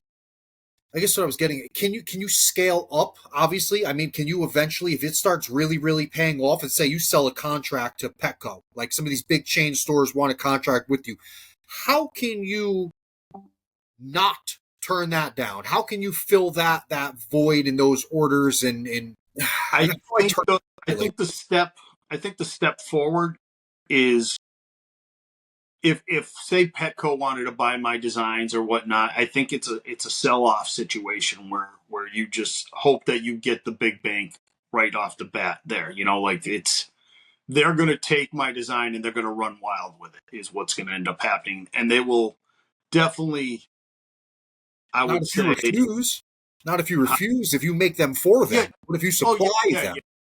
So for me to go that route, and I looked into it, it would be to do like injection molding. Okay. You pay to get these. You get these dyed up or whatnot. Actually, I haven't even showed this yet. You get these dialed up. There's going to be forms, and they get injection molding.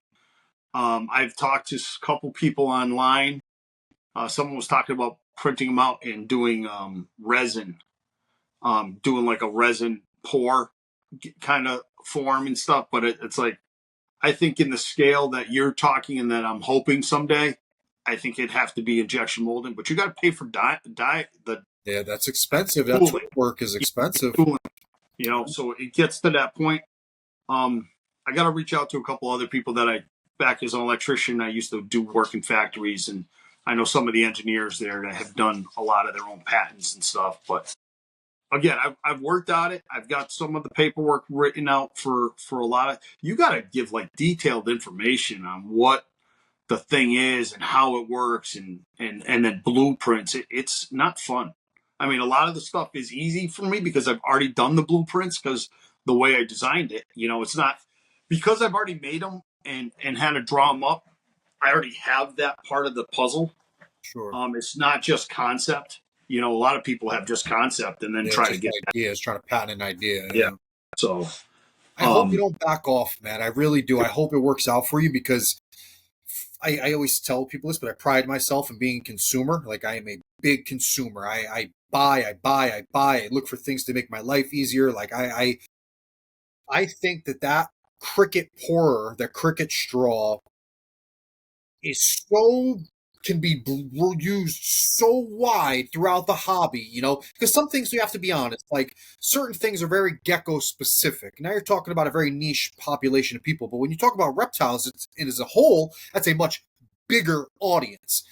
That cricket horror, that straw thing is like I see it in my head. I see it for sale on Chewy. I see it for sale on every shelf at Petco. I don't know why it's not there already. Like it's I think that the differences with it is this is definitely breeder orientated, where Chewy and all those people on there, they're not really caring about the breeder. They're looking for the pet owners, which there's thousands and thousands of pet owners, but no plenty pet good, Mike, owner. for someone that doesn't want to put their hands on crickets or use tongs. I mean, it has a million uses. You don't have to have a million animals to use that. You can put 10 crickets in a straw and feed 5 different anole cages. Yeah, yeah. I mean, I don't disagree with you. I think I have had pushback from some of the bigger breeders, like, hey, try this out. And they just don't see the speed that I think it could give them.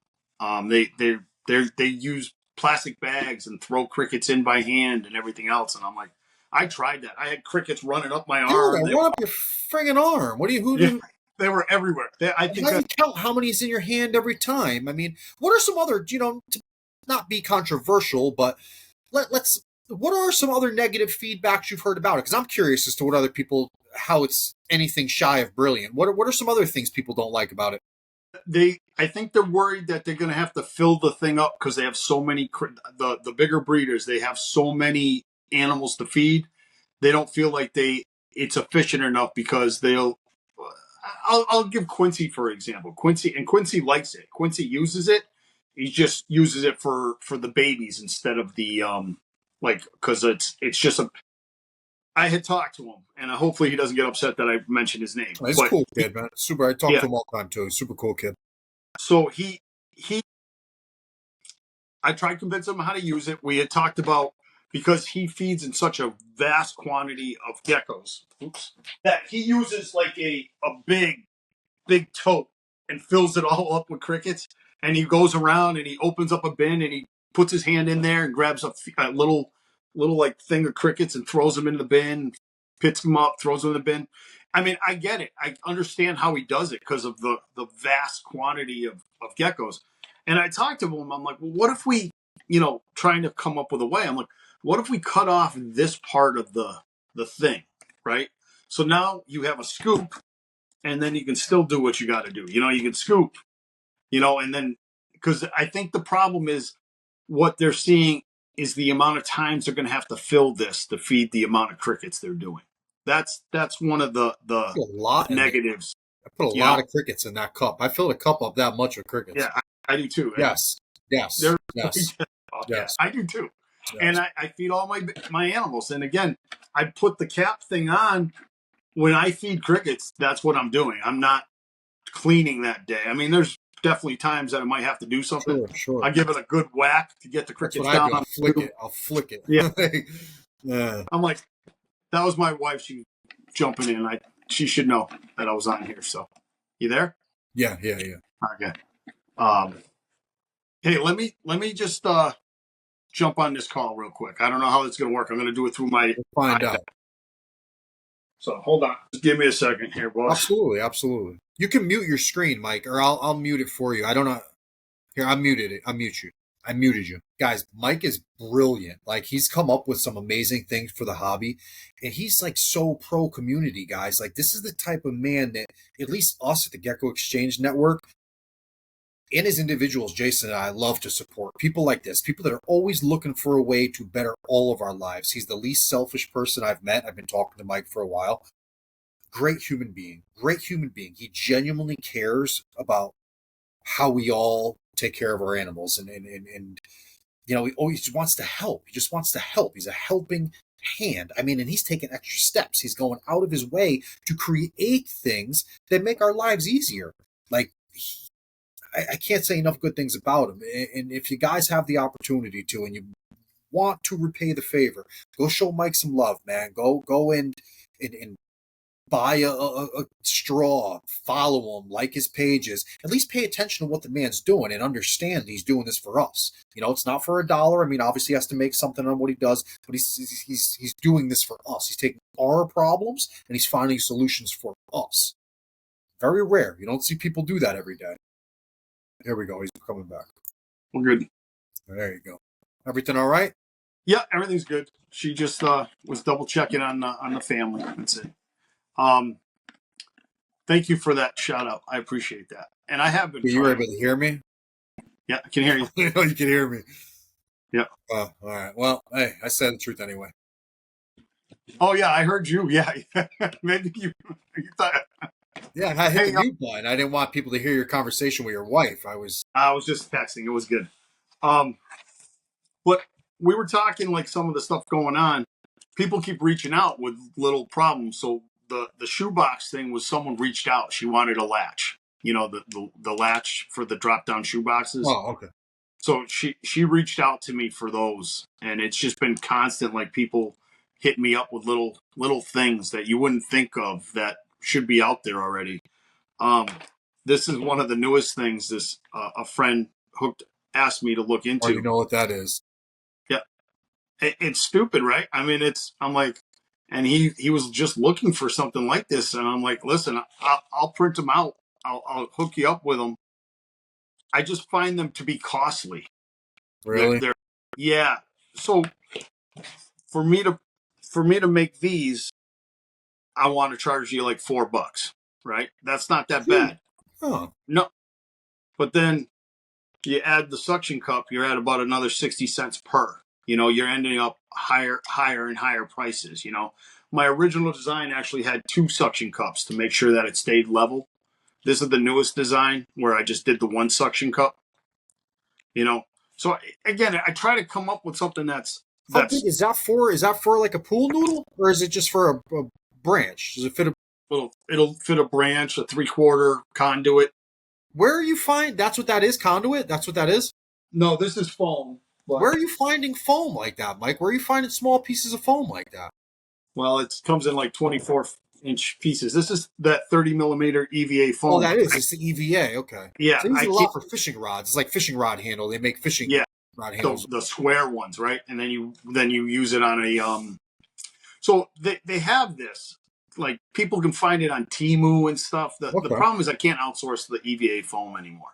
That's been my issue. I got it at Joann's Fabric, and when I tell you it was dirt cheap, when I first found it, and it was just by accident. I looked at it, I'm like, oh, that looks way better than a big ass pool noodle, you know. So I bought them, and then I bought out the whole store. Like, whatever was there, I bought out the whole rack of it. You know? I would too. And it was like $8 for five 24-inch pieces. That's a lot cheaper than what I was finding it for. Yeah, well, exactly. I think it said 13 on the package, but they were doing their little sales that they always did. Now that they're out of business, I don't know. But hey, there's hope. I heard that Michael's bought out their outsource for Joann's. So maybe we can find EVA foam again for that. But really, so anyways, that was my problem there. So this kind of went on the wayside, but it works for a branch, a 3/4 inch To branch. play People devil's water them. advocate, Mike, that is a brilliant idea. The hard part is going to be people finding those sizes, and as ugly as unattractive as pool noodles are, people use them. And one of the biggest problems with them is they don't stay up and they fall down. If you made those for pool noodles, they'd probably be one of your biggest sellers. I could do that. That's just about upsizing. 2 inch, I, 2 inch I pool noodle. I Yeah. think that is probably as one of the reasons. My biggest problems with pool noodles is that no matter what I do, some of the cheaper shoe bins, the sides flex, they open and close when they move, and the pool noodles drop and they shift and they do whatever. So you either have to glue them in place or come up with a way to do something like that. Now I found at the store they make things. I don't want people.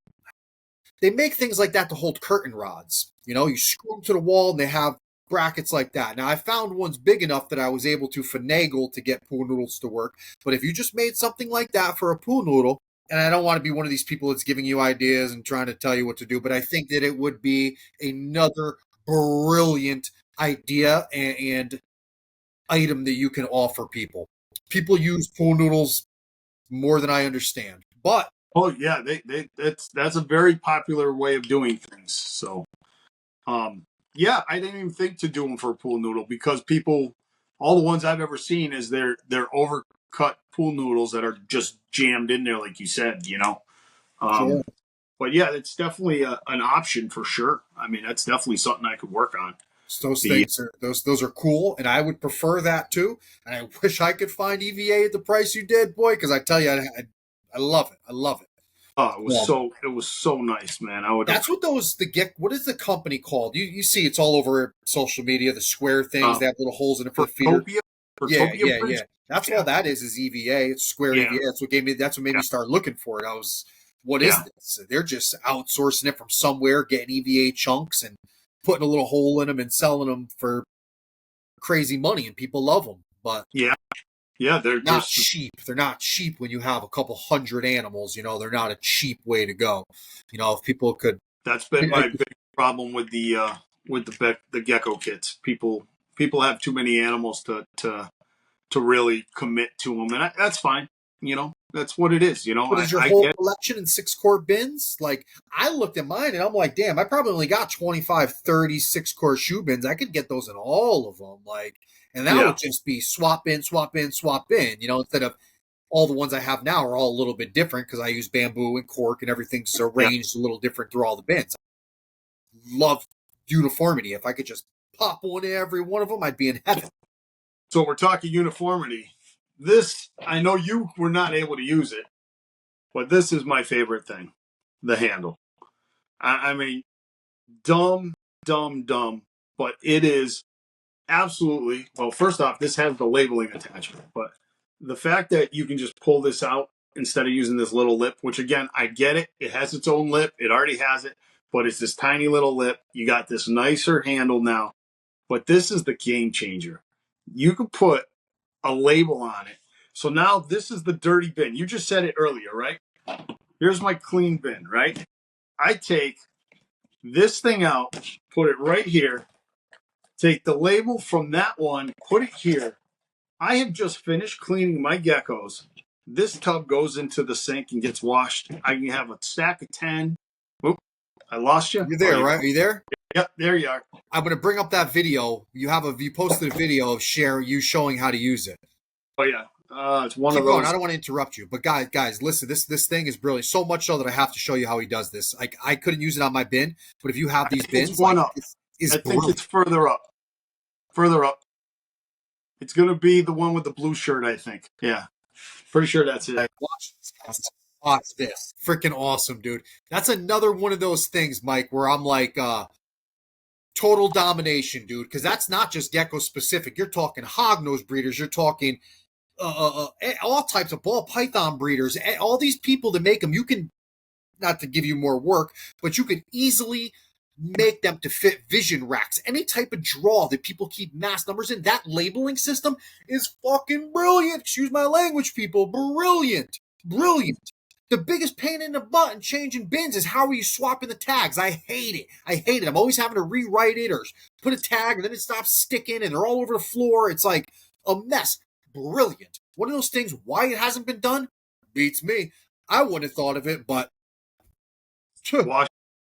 It was washing the gecko, or I'm sorry, washing the tub, taking the gecko, put it in a tub, wash that tub, put the gecko back in that tub.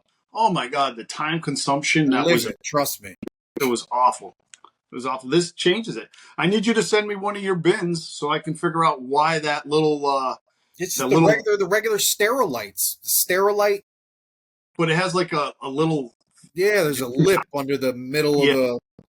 I'll have one next. I don't know if it's just a simple cut in the V and it would work, or I'm imagining so. See, I don't know if you can see it. This thing. yeah, it's just a matter of getting that to work. These are just the Sterilite. Yeah.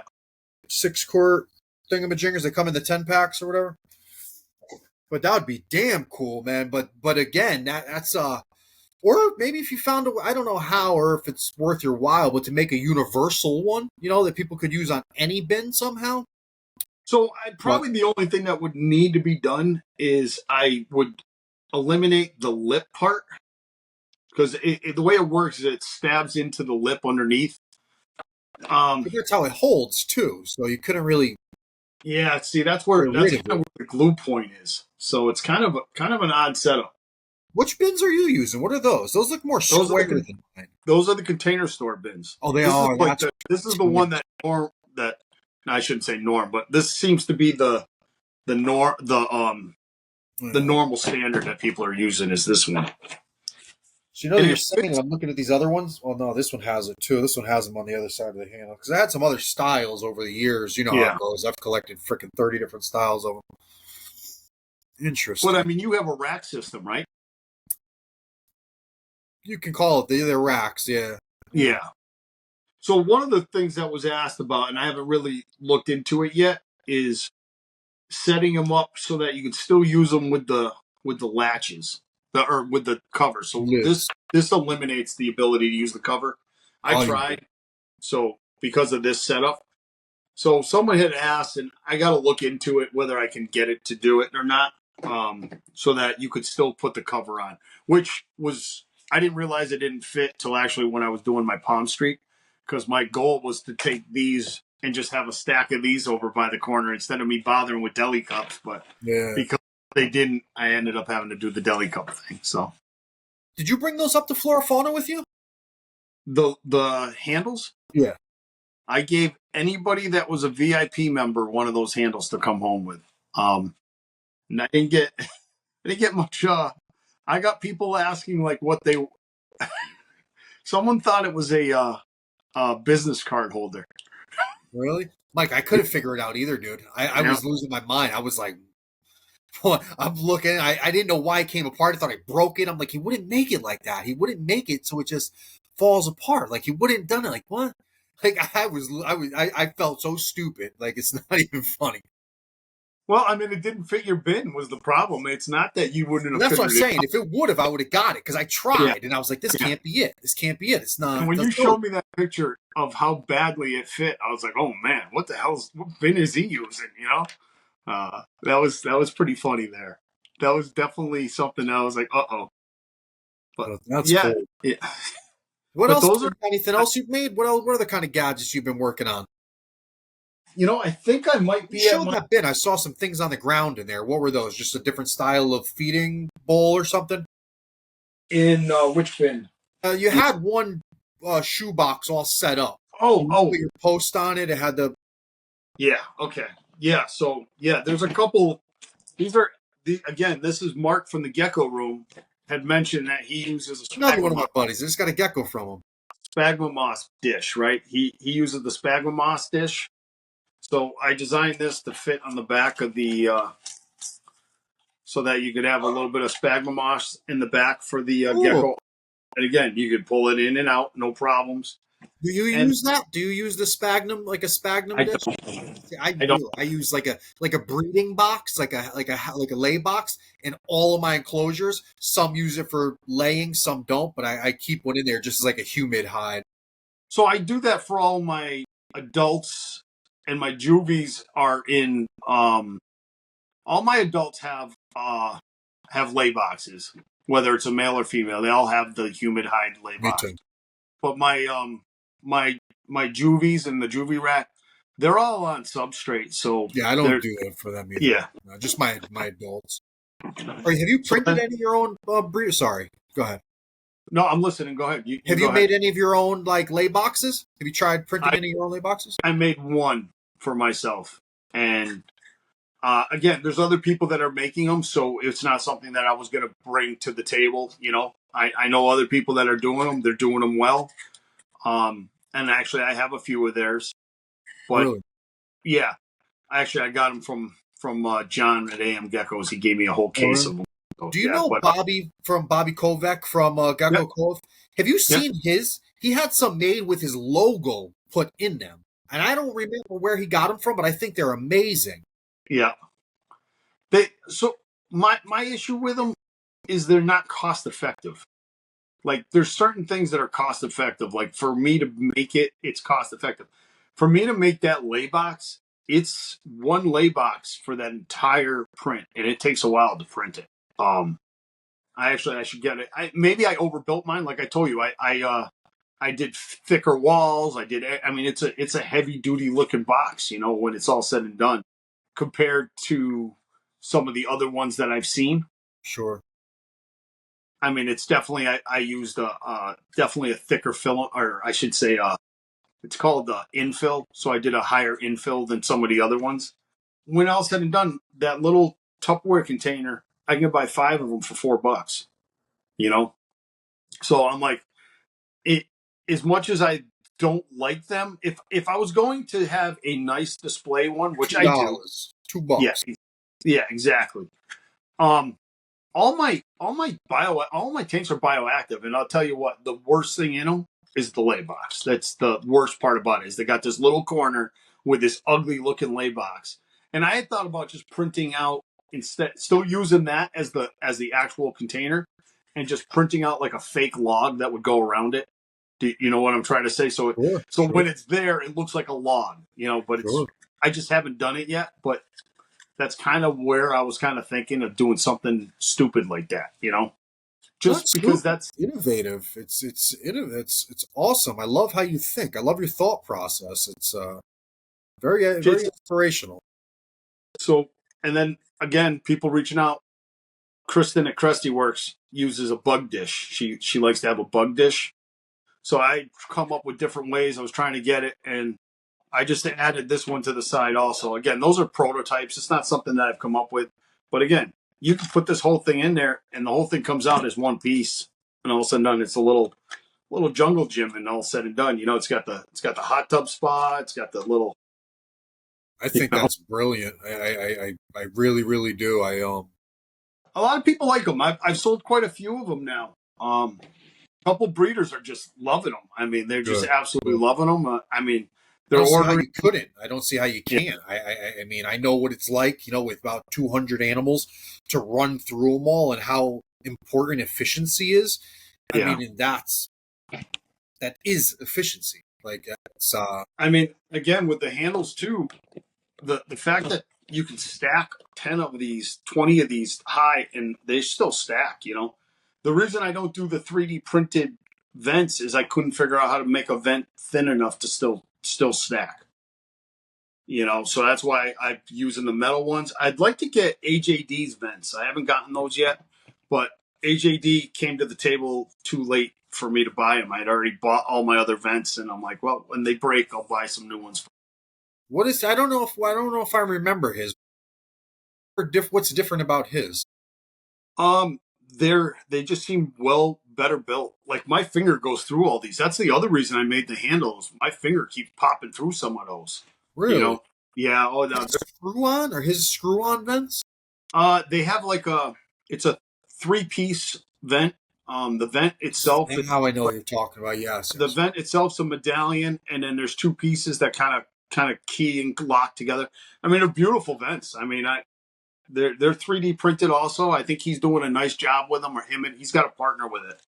Um, they're beautiful looking vents. I would like to get my hands on some. I haven't yet, but I will definitely be getting some sooner or later.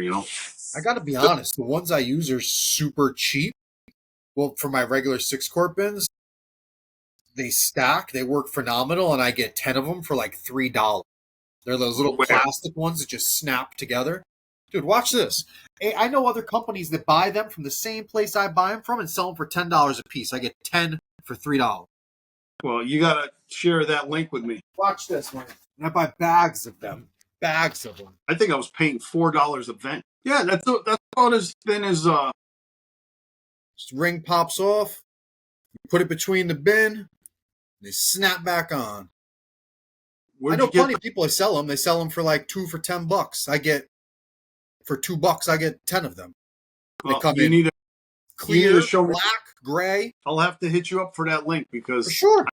I need better ones because the ones I have I do not like. Sure. You know? You have the 3-tab ones. You have the tabs in the back. The 3-tab. Yeah, I have the metal tab ones. And these aren't 3D printed. These are molded. They're molded. You can't. I couldn't push my finger through one if I wanted to. Yeah, no, I put my finger through these all the time. Well, that's how I feel with the 3D ones. Unfortunately, I hate to say it, but sometimes that stuff is so brittle. Like when I got some vents, they were printed so thin that I hit it one time and the thing just shattered. I was like, no. I had to cut the inside out and glued a real piece of screen over it and still use the threads on it. I actually printed out some really nice ones that I could use my own screen on, and so I could get that really nice the dog screening, you know, where it's really tough screen. I could glue it in. It's a beautiful little vent, you know. The problem was I couldn't stack my bins afterwards, and I really want to be able to stack my bins because it's the efficiency right there. Absolutely. You know, that's where it's at. Absolutely. So where do you plan on taking this in the future? What's your goals? Let's say, give me like a 3-year plan. What do you have planned for parkour for the next 3 years? Where would you like to be? What would you like to be doing as a whole? Not just like production wise, but where would you like to be as a business? As a business, I want to be breeding geckos. I don't want to be 3D printing, but it's definitely, this is actually making it so that I can breed geckos. So I would like to keep going with what I'm doing on the 3D printing. It'd be nice to do exactly like you said, find that outsource situation where, hey, you guys want these, and get these things injected molding and have an entire storefront of these online, just sending them out all the time.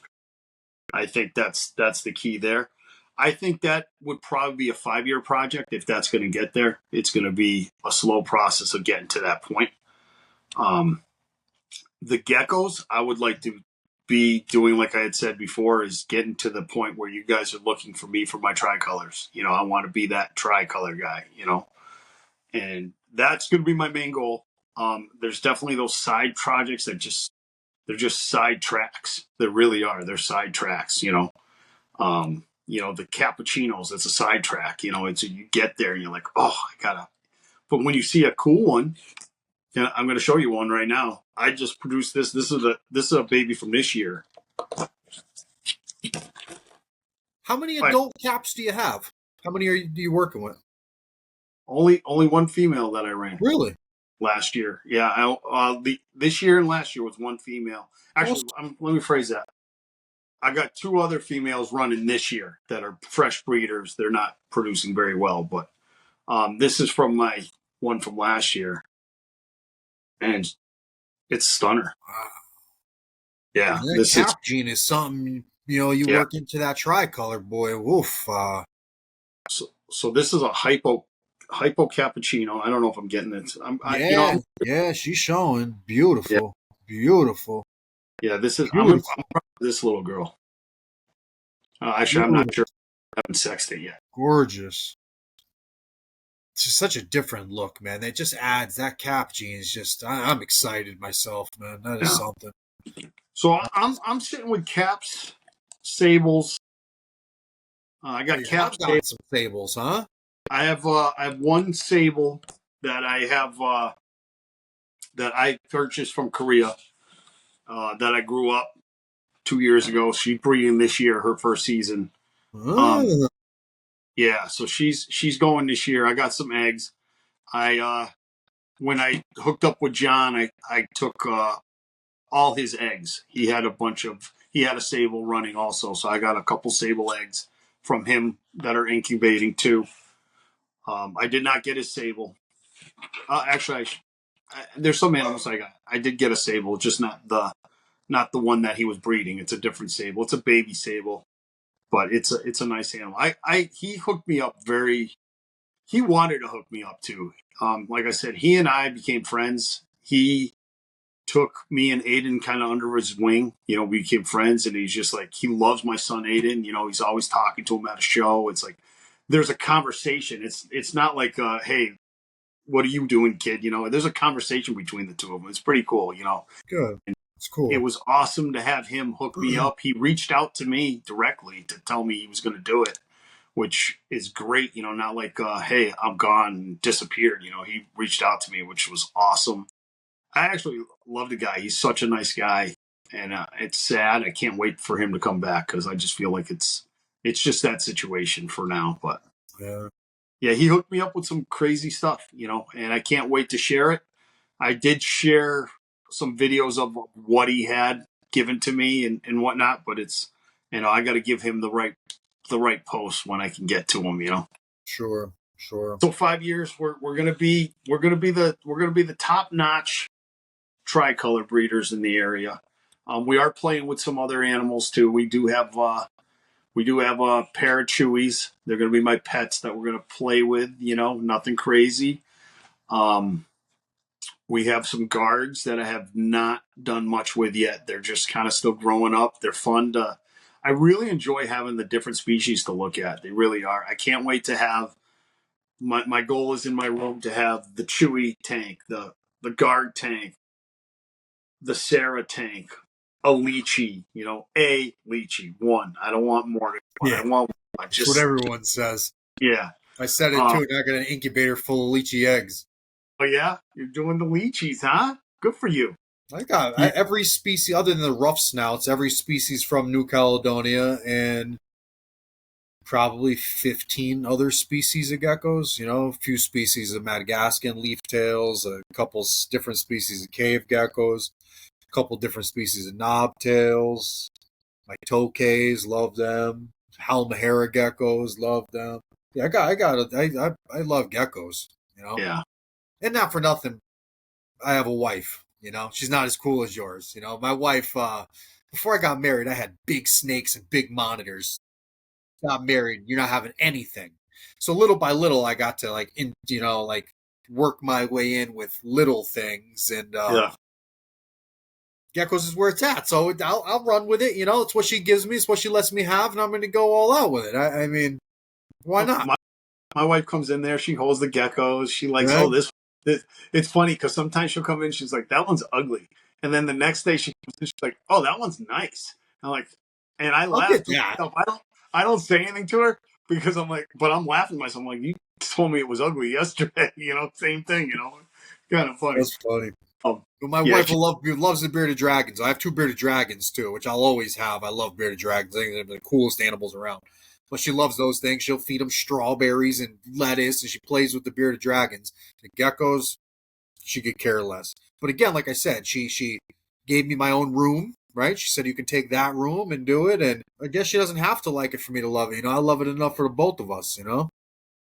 Yeah. So right now I have everything in this house right now from the New Cal species per se. I don't have the rough snouts, and I don't have all the Uris flavors. I only have agricoli for those flavors. That's enough. You got Sarah's then. You have Sarah Snorums? I have a Sarah. I'm fostering a Sarah right now for somebody. She's going through something, so I'm fostering a Sarah for her right now, and I may purchase it down the line. It's a beautiful 8-spot Sarah. It's just I've never had the species. I'm like, oh, I'll take the opportunity to play with it and see if I like it and see if I want. One of my favorite, Mike. People very underrated. People don't understand. I have a group of them.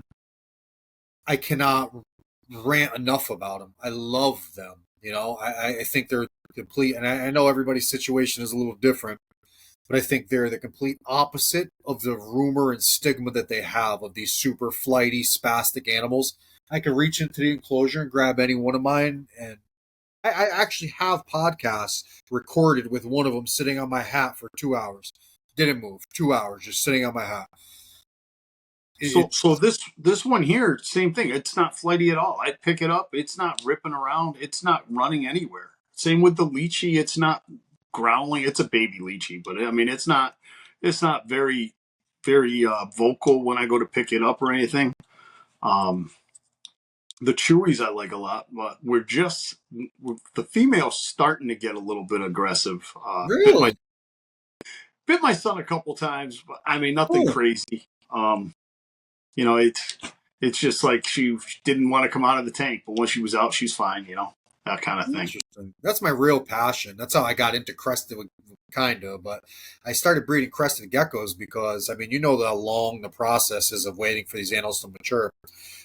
Chihuahuas, you wait 3 to 4 years for them to mature. Yeah.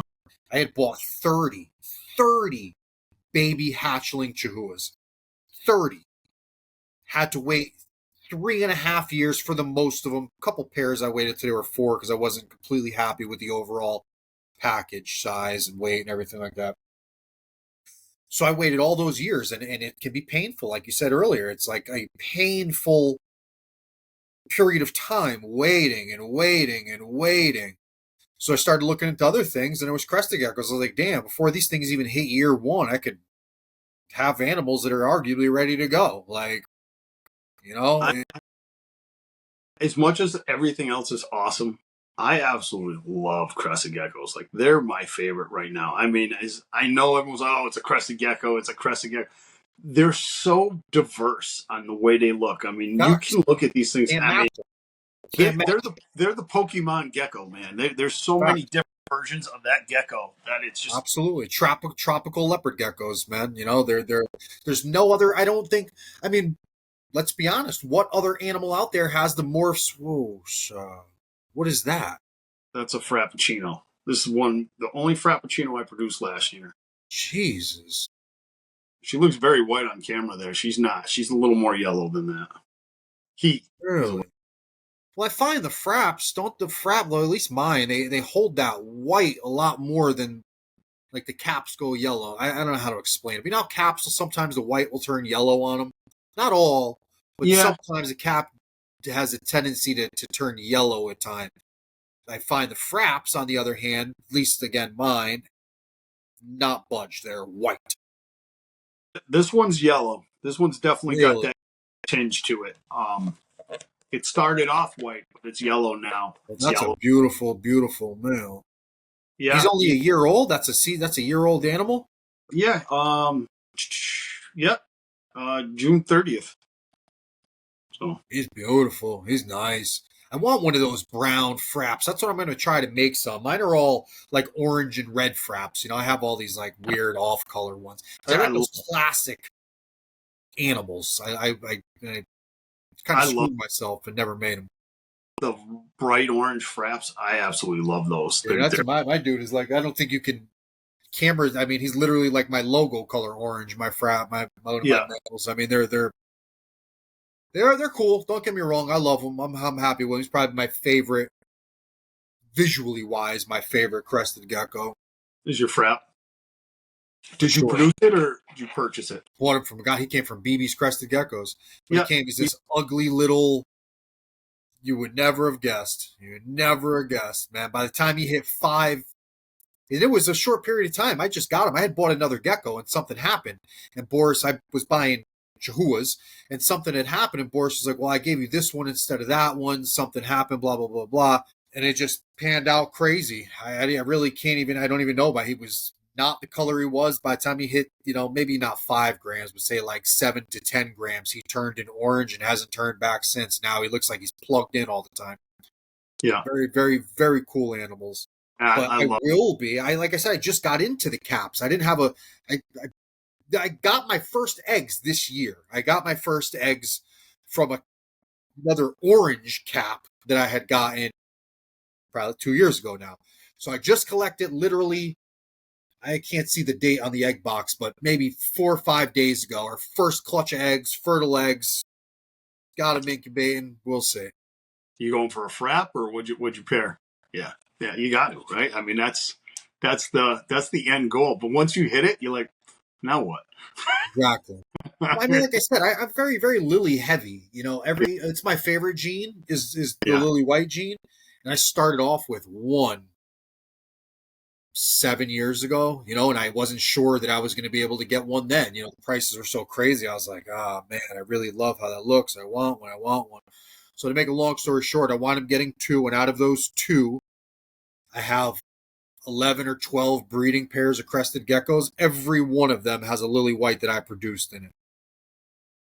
So it's I absolutely love the lily gene. I think it's an amazing gene, and like you said, what it does with almost anything, a lily exanthic is insane. Probably, dude, those are the most beautiful animals there is, I think. yeah, they're insane. Have You you know, done that with your exanthics? So you have your exanthics two lilies, or you I need have. a pet, don't you? I don't know. See, I'm not a genealogist, and I'm not sure exactly how these genes work.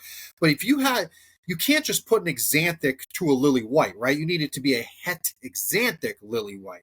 So it's Yeah, a process in itself to even make the animals that you want it's to breed someday. yeah, it is. It is. I mean, I that's kind of why that exanthic little situation happened, was because what I had purchased, and I was looking for that animal, and then again I kept going further this way and this way and this way, just trying to get to that. I was like in panic mode trying to get, because I wanted to run that project. You know, I wanted to run that project, and I was like, I got to do this. I got to do this. I got to do this. And I spent way too much money to do this project where I really didn't need to do anything. You know, I just and everybody, like, you want to do this. You want it. Everybody wants results right away. That's the Sure, problem. instant You know, gratification. It's and mankind's greatest yeah, flaw, if you ask me. yeah, and that's what it was me trying to find those.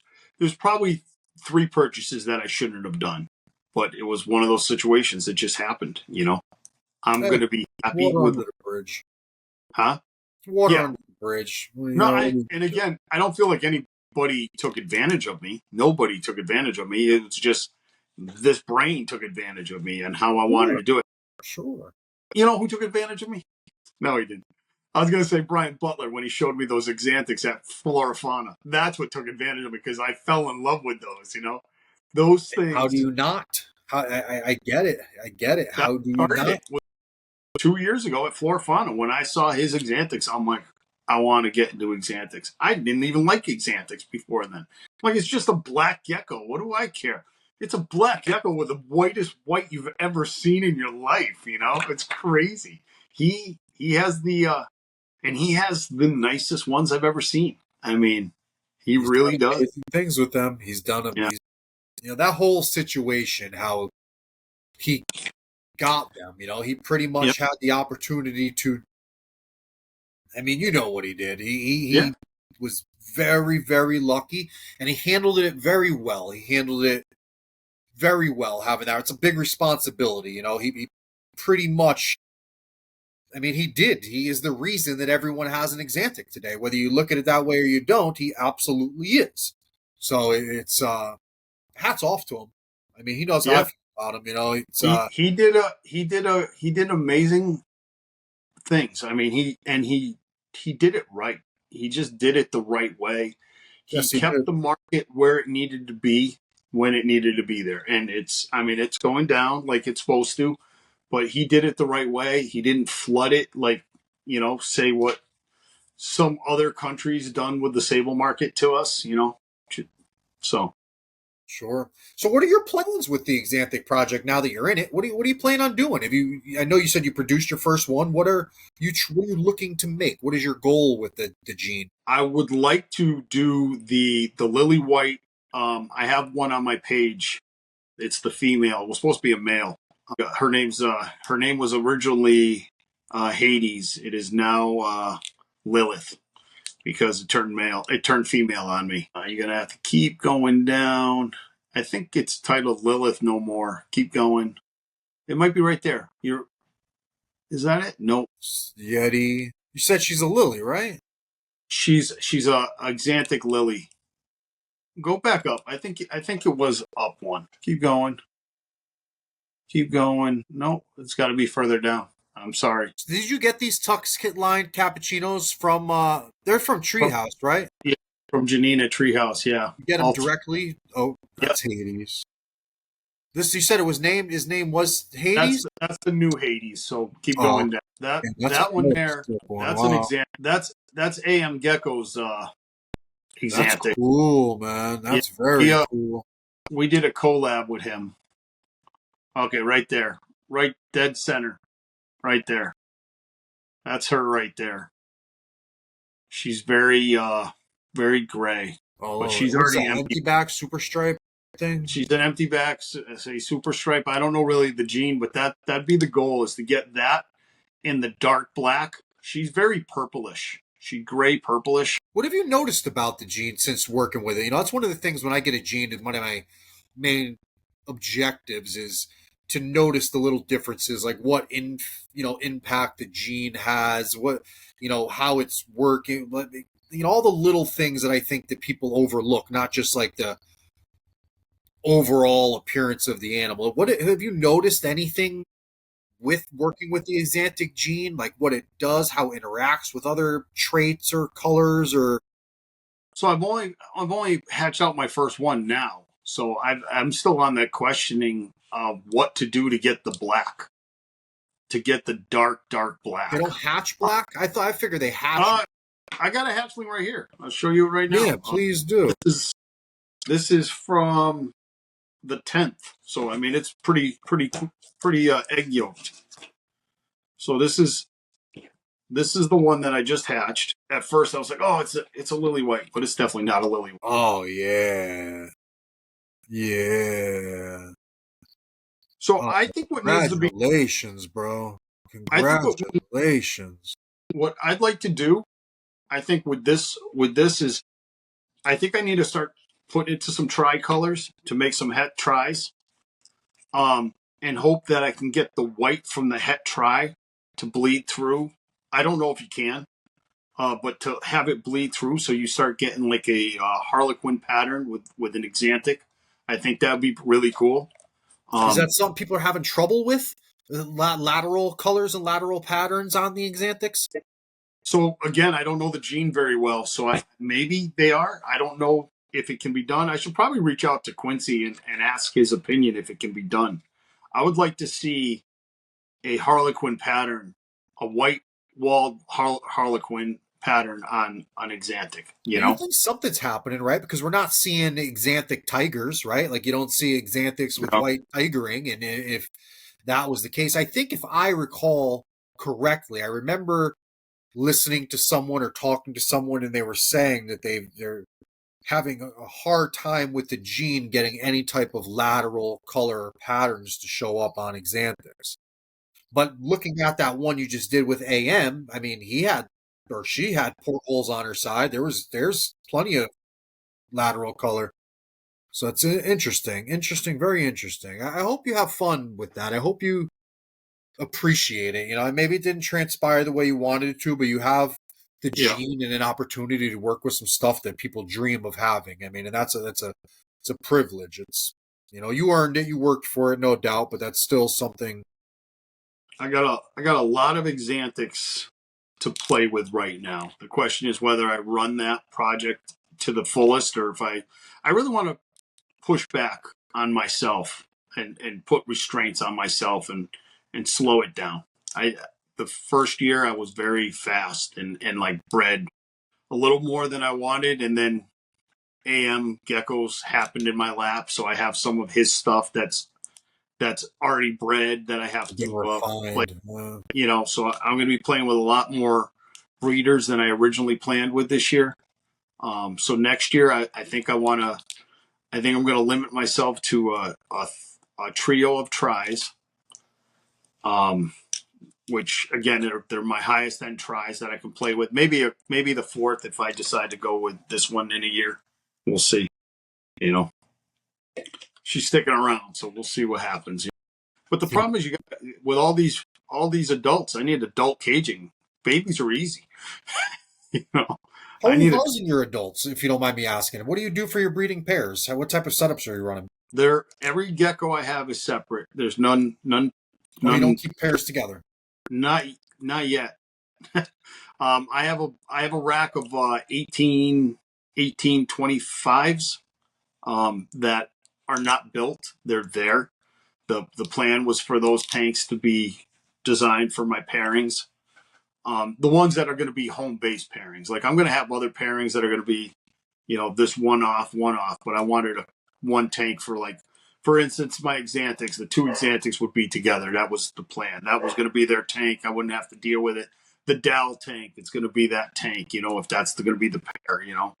But most of mine, actually, all mine are individually housed, which means I ran out of room pretty fast. When you start doing that, they're all glass terrariums, and they're all bioactive, and they're all done up. I mean, I went out in the woods and found a bunch of freaking vines and stuff. I cooked them and did my thing, and I I look like a mad scientist. I'm gluing them together to make this like big contraption. And it came out really nice.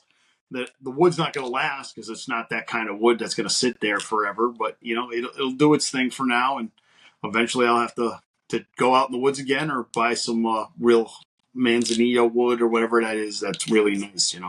Nita, Oh, Mopani, that stuff's heavy, but yeah, it works. I hear you. I do the same thing.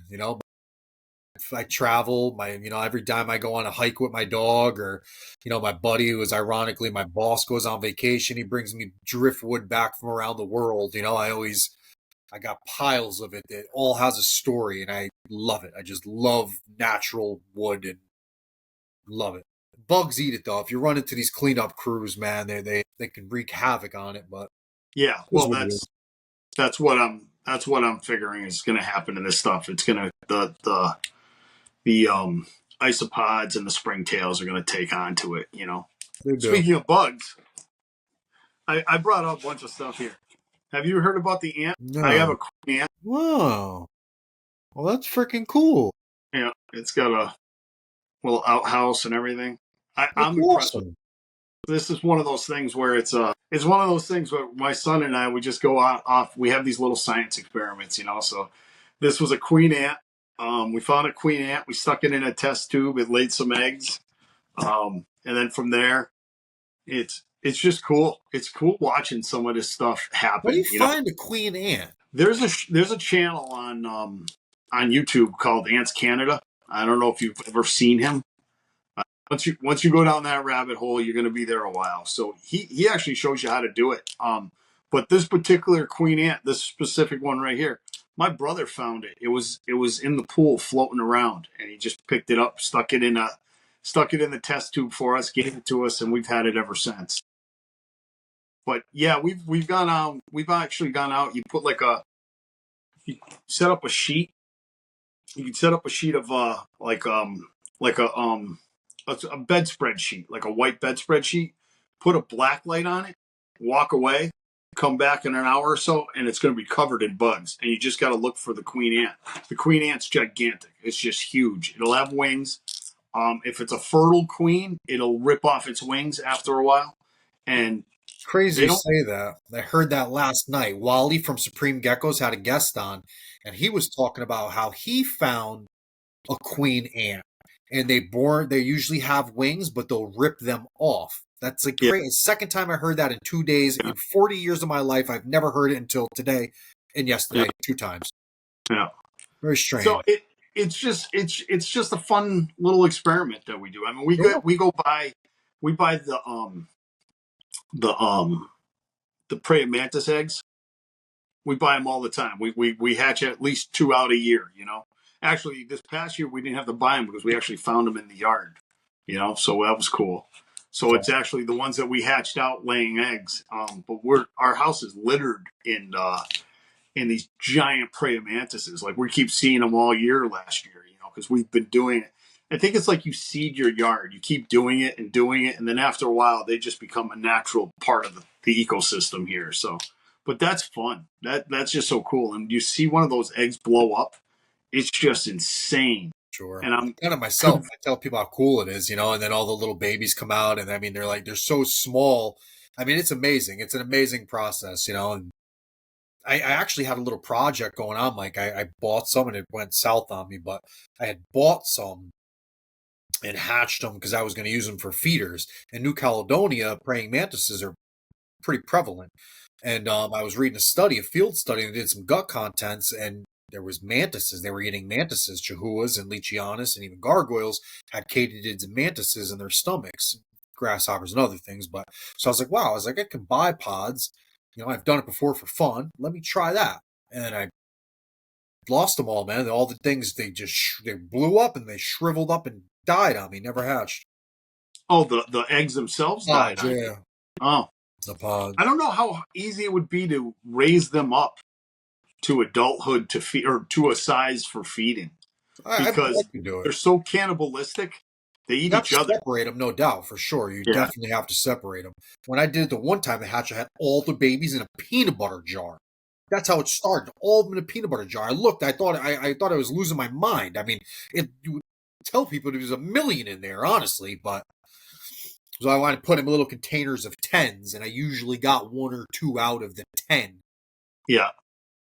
Yeah. So we would do that too. We'd hatch out the egg, and then we take 1 or 2, and we'd keep 2, and then we'd raise those 2 up, and then it sucks because it's kind of cool to watch them grow. And I'm convinced if they were human size, we'd be extinct.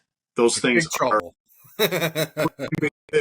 I think they are the original alien versus predator or the alien thing because For sure. they are crazy watching those things eat and how they decapitate something and just Sure. chainsaw it down. Insane. Sure. I've seen videos of them eating lizards, the mantises eating little baby geckos wherever the hell they Yeah. are, the knolls and whatnot. I seen a video of one catching a hummingbird mid-flight, I saw eating it. a hummingbird. Yeah. Oh my God, a poor hummingbird, And you could think that the hummingbird would be strong enough, and it's not, Yeah, that's crazy.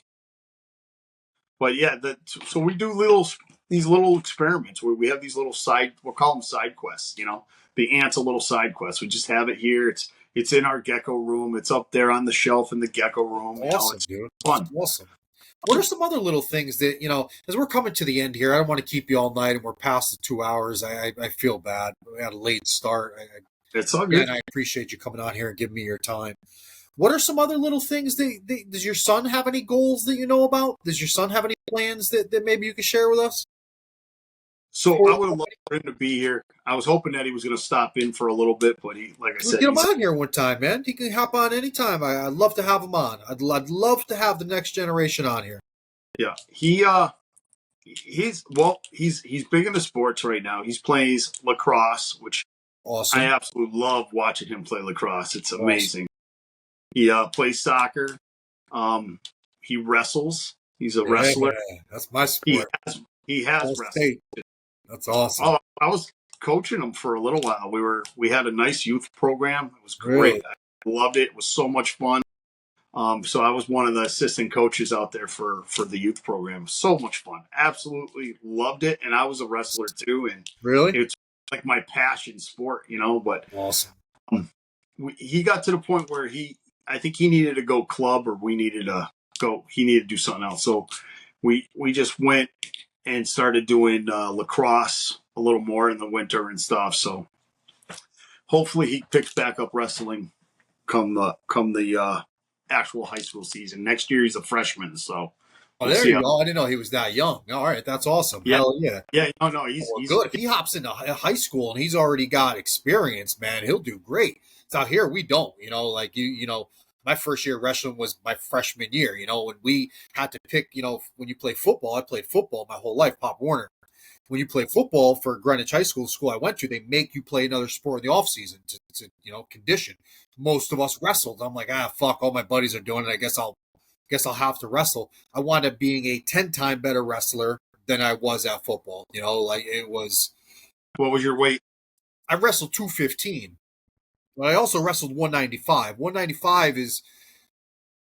I've wrestled dual weight classes, so 195 and 215. I was my sophomore year. I started at 189, walkout on the mat. I did really good at 189. I only weighed 160. 162, was it 162, 165? 162? 90. I graduated 93, so the weight classes were 160, 171. That's a very competitive weight class. There's no things in 170 anything anymore. Not when I wrestled. It was 189, 162, 189, 142. There Yeah. were those 40s and 60 were like the bang out weights. Those dudes were So insane. I was one of the few wrestlers that have dropped a weight class every year. So I started off at 89, dropped down to 71, and then I ended my senior year at It was 160. 171. What am I talking about? You're right. I'm losing my mind. There was 171. Yeah. So yeah, and I did pretty good. I did really well at wrestling, and I loved it. I just felt it was so much fun. I had a great time. Those practices are hard as hell, and I just had so much fun in those Did you practices. wrestle? You're in Massachusetts, right? You up here? Yep. Yep. Did Matt? Did you guys? I'm trying to think. Mass. I've wrestled in Mass. I don't remember who or what or when, but there were some good wrestlers up there. There were some good programs. Massachusetts had some good programs. Yeah, Agawam was a dynasty for a long time, and then Why do I know that name? Agawam. Phil Tomkeel, he was the coach for us. I know that name though. Could be something else. Yeah.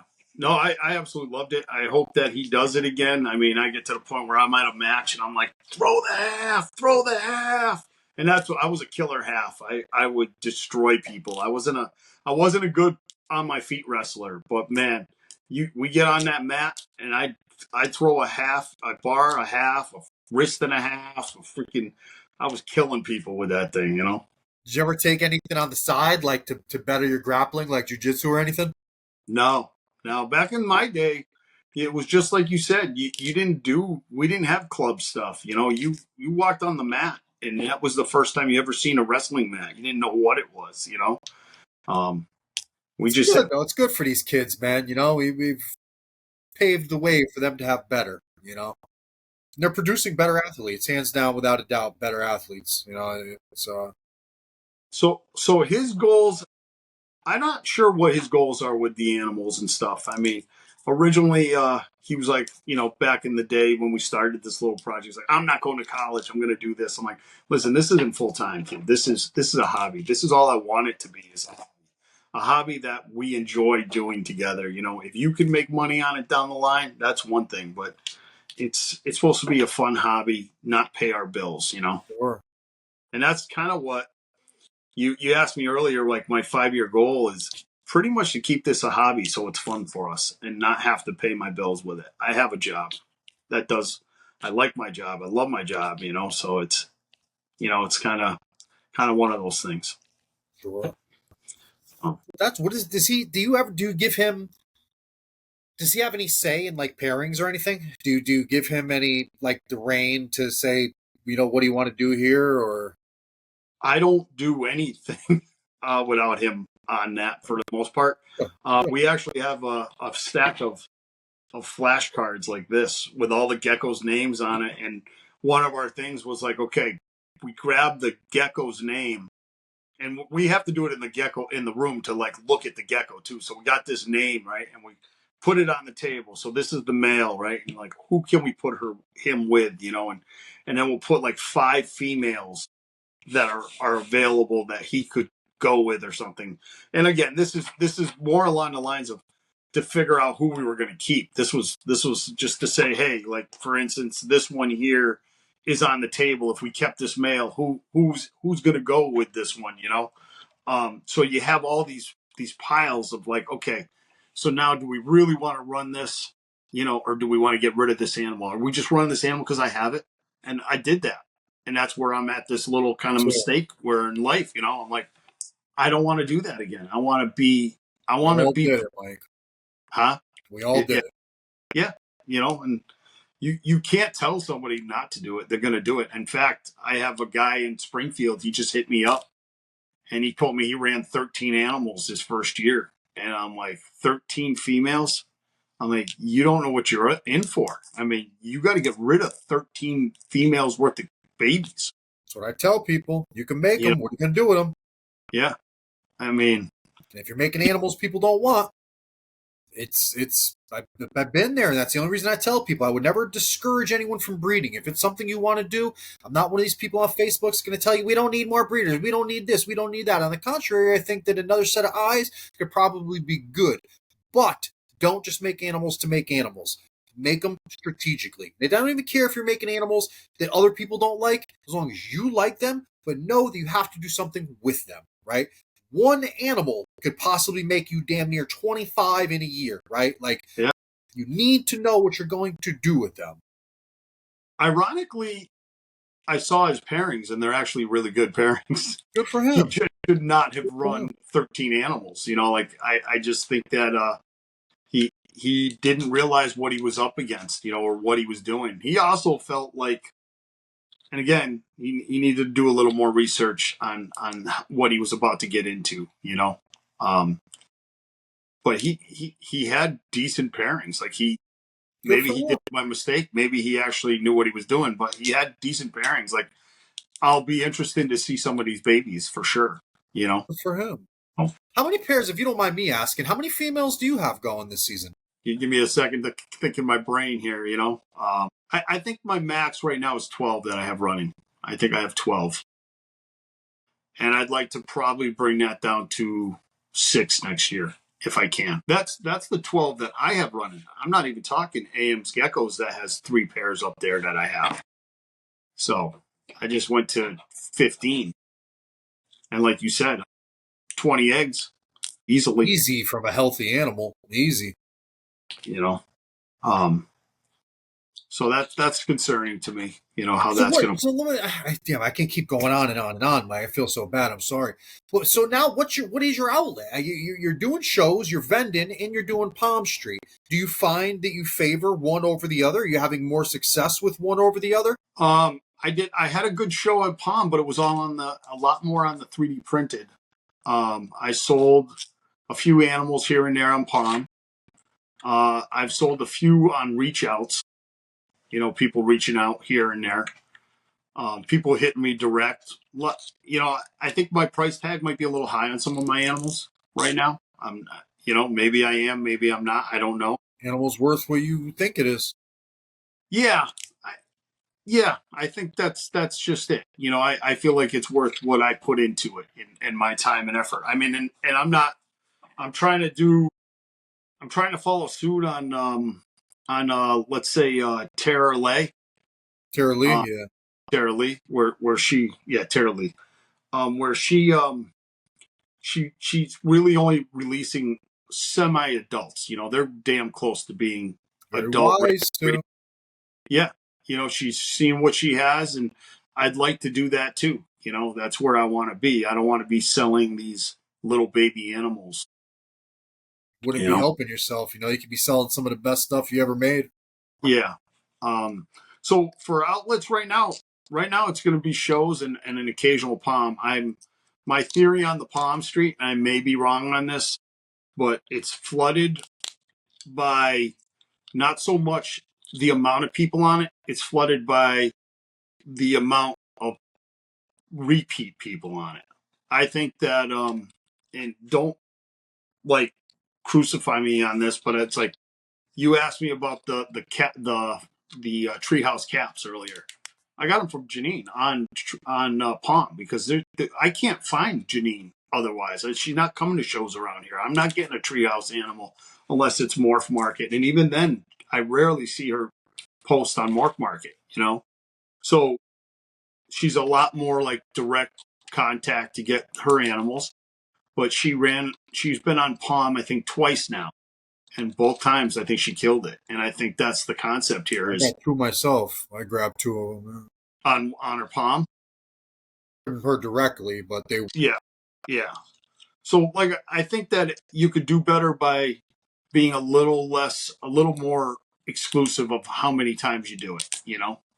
I just that's how I'm gonna try to play it. It may backfire on me. I think that the gecko market is saturated on there now, just like it would be anywhere else. But if you have quality animals and people are looking for them and you can show them off there, hey, it's an outlet. are you using Morph Market at all? I'm going to start doing Morph Market. I just started selling Flora Fauna was my big show. That was like kind of like I held everything back because I wanted to have the top notch stuff that I could bring to Flora Fauna. I didn't want to have the 3 gecko table. I don't feel that that's I don't feel like that's a presence enough, you know. So I did hold Totally back a lot understand. of stuff. Huh? I said totally understand. Yeah. So I wanted to have a table that people would stop and look and say, "Hey, this guy's got some animals." I killed it in Flora Fauna with my way underpriced um, Halloweens. Probably had the only Halloweens there. They're becoming popular again. I remember a few Oh, years ago, 5, 6 years ago, they were like the rave, and then they just disappeared. Like everybody got into tricolors. Everybody started adding white to them, and nobody was making them or wanting them. And I love Halloweens myself, and now they're popular again. They're they were gone. I would say within the first 2 hours of the sure. Flora Fauna, and I was like, they were gone so fast. I'm like, did I so underprice them? What was the deal here? Like, was it way too good of a deal? And in fact, actually, I think Tara said that. Well, why did you have them so low? I think she had said that to me earlier because they were probably the only ones there at the show. How do you price your animals? How do you go about pricing an animal? What like how do you price your animals? Like when you're looking at an animal on your table, do you use anything as a gauge? Do you have some type of proxy that you I definitely value the morphs a little higher than a single gene animal, like because it's a compound morph. It took a little more. It took me. I had to spend a little more money to get that gene. So for me to produce that animal with that gene, and then you get the compound morph with 2 of those genes, I feel like that to me adds a price point to it. I also see that the quick buck is the $300 animal, somewhere in that. I mean, of course, the $200 animal is the one that rips off your table. The that price point, they want to be that $300 to $500 mark. That's where you're going to sell the animal. It's the $800 animals not getting off that table. Someone has to really think to make that purchase. the truth? $1,000 for me is that's over that. I'm out. I hate to say not that they're not worth it. But for me personally, that's a significant amount of money to spend on an animal that it is what it is. I want to talk about me. But I, you're I I find pricing to be the hardest thing on any of that stuff. Like where should I be on the pricing? Because what I don't want to do is ruin everybody else's reputation by me pricing too low. And that's what I would feel like I'm doing if I throw my animals like, well, why's he got this cappuccino for $400 and yours is $800? Like again, I want to make a sale too per se, but you know what? It's not. Again, I said before, it's a hobby. It's a hobby. I'll for instance, I made friends with somebody online. I don't know the guy from a hole in the wall. He's from New York area. I don't know him, but you know what? We became friends online. We're talking. I know that he purchased an animal from somebody else. He kind of gave me that feeling like he was regretting that he was going to do this. And I'm like, listen, let's hook up. He's close enough to me. He's been talking about wanting to come down and see me. I'm like, come down here. I'll hook you up with some animals. Let's do a project with this animal. I'll give you 2 of these animals for that animal to use as a project. I don't even want babies from it. I just want to see what you produce with that. That to me will be fun and rewarding to me. So again, it doesn't talking have to about be about this. money as much as it could be about the enjoyment of me being a breeder. I don't need to make a fortune here. I spend a fortune. It'd be nice to get some money back, pay for some food. Luckily, the electric bill's not that bad for these guys. It's not like the Bearded Dragons. Whew. I mean, I assume that's how you play it too. I mean, with what Exactly. you're So doing. I'm smiling. It's exactly what I do. I had some animals, some people were admiring, and I was like, listen, what can you do? Take them here. I don't want you to charge, pay for shipping. I'm gonna send them to you. Have a blast. Show me what you do. Yeah, I don't need money yeah, for them. Well, that animal's worth this much. It's worth that much. To you, maybe. I did it for me. I got my joy. I made it. I will get more joy watching you do something with it. Take the damn thing. Keep me I, posted. Promise me I if you feel, ever get rid of him, he comes back to me. That's it. yeah, I feel that way. I feel that way. And again, I've had some opportunities of, so maybe it's just my personality to in the gecko community because I don't have this personality at work. I'll tell you that. uh, I'm a lot more of an a-hole at work. That's for sure. But I'm construction. You're supposed to be. Trust me, bro. I've been swinging a hammer. I've been swinging a hammer for, let's say, damn near 30 years of my 42-year-old life. That's no exaggeration. It's listen. I fire more people than I've hired, Mike. I'll tell you that much. You work for yourself? No, you said you had a My boss. good friend, my good buddy of mine, owns a construction company. Nice. I mean, we build homes, but we're more addition based. Additions and remodels, kitchens, baths, roofs. I mean, everything and anything. Yeah, I was 20 years as a private electrician working Yeah. for a guy. And we did it all. We did everything from a full on house from top to bottom to to a huge construction site to a factory site. All that kind of stuff. I did it for a long time. I enjoyed it. It was fun. Where I'm at now, It pays the bills. I get paid good. I got a good position at my job. Trucks whenever I want them, equipment whenever I want them. If I ever, when I do very often get side jobs, I have nothing but my boss's blessing. Take the tools, take what you want, go run them. You need guys, you don't need guys. He doesn't give a shit. Go ahead, run it. I'll let me use his insurance. Not that I should be saying this, but lets me use his insurance on jobs. Like go ahead, go do what you do. So I can't, like I said, I can't complain. I almost went down the electrician route though. I'm not going to lie to you. My best friend Dan, my childhood best friend, actually just got his E2, but he could have got me into this company, and now I kind of regret it because he's making twice what I'm making. The kid's making like $80-something an hour, and just working with low voltage stuff, man. He's always on rate jobs. And he's like, I told you I could have got you in here. He was working as an apprentice while he was, getting paid on prevailing wage jobs, making money while he's going to school for 2 hours a nighttime on his computer.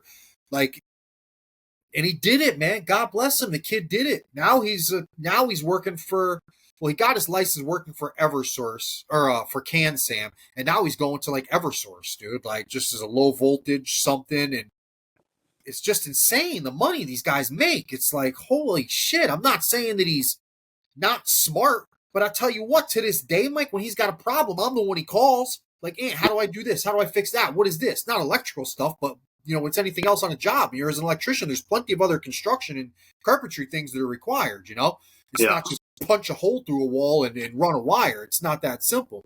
So it's like, damn, I could have been doing it, but I didn't have time to back off the gas and stop making the money so I could go do that. yeah. It's one of those situations where you in hindsight, where I'm at now. Took me a long time to get there, and I didn't try to get there for even longer, and then finally I'm like, hey, I got to do this. This isn't working where I'm at.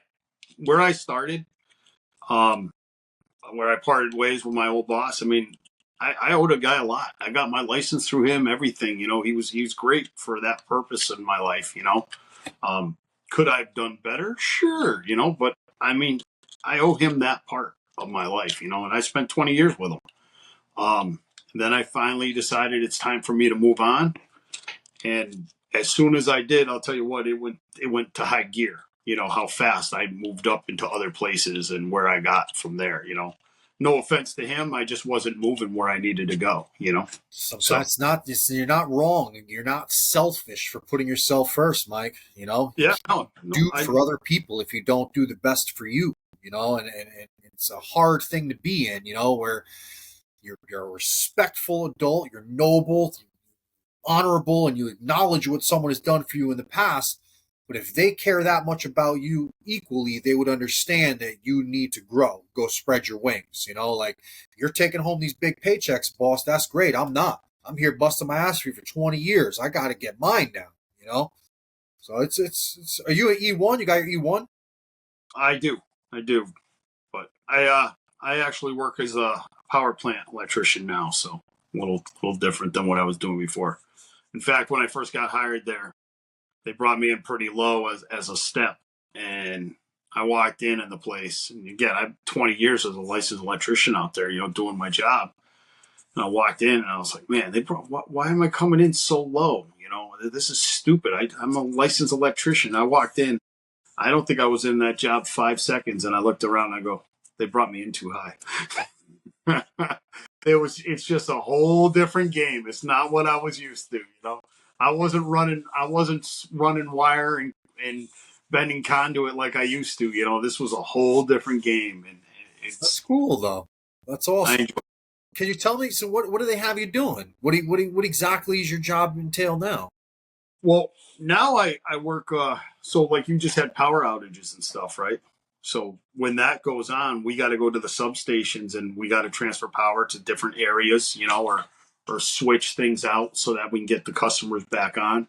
So I mean, your outage probably wasn't that long, considering there's probably a big, yeah. So it probably wasn't that long, but that's because you got guys going out there and they're actually switching the circuits so that the circuits are coming from different directions. So you lost it on your right hand side. So they'll open it up to the point where the fault is, so that only a certain amount of people are affected, so that you could send the power the other direction to get more people back on. So kind of like a giant breaker box or something, like without a blown fuse, but you'd be. Well, it's. I've never been in one of those places. I've seen them, like the fenced off power plant places. Like I guess we're all, but I never been in one. It's almost like a three-way switch concept. There you go. So where the power didn't work on this side, so we sent the power a different way. Just to make it like simplified. So we have it set up so that you can take a different route to get your power back on, and you eliminate a smaller section, and then we have to find the faults. Figure out where the problem is. You got to find out where. Hey, sometimes it's a squirrel on the line. Sometimes it's a transformer, or a broken line, or something like that. Then they send the linemen out and they go handle it. Yep. Yeah. So I mean, it's a really good job, and I enjoy it a lot. Sounds cool. Sounds fun. Like really, I mean, you literally like turn a Emma's light out. Yeah. Shut your block off, fool. Yeah. When we get the power back on for people, they're screaming and yelling, and there's thank you. Every time I see the lineman, I'm thanking them, dude. I'm like offering to buy him coffee, like, because I'm in an area.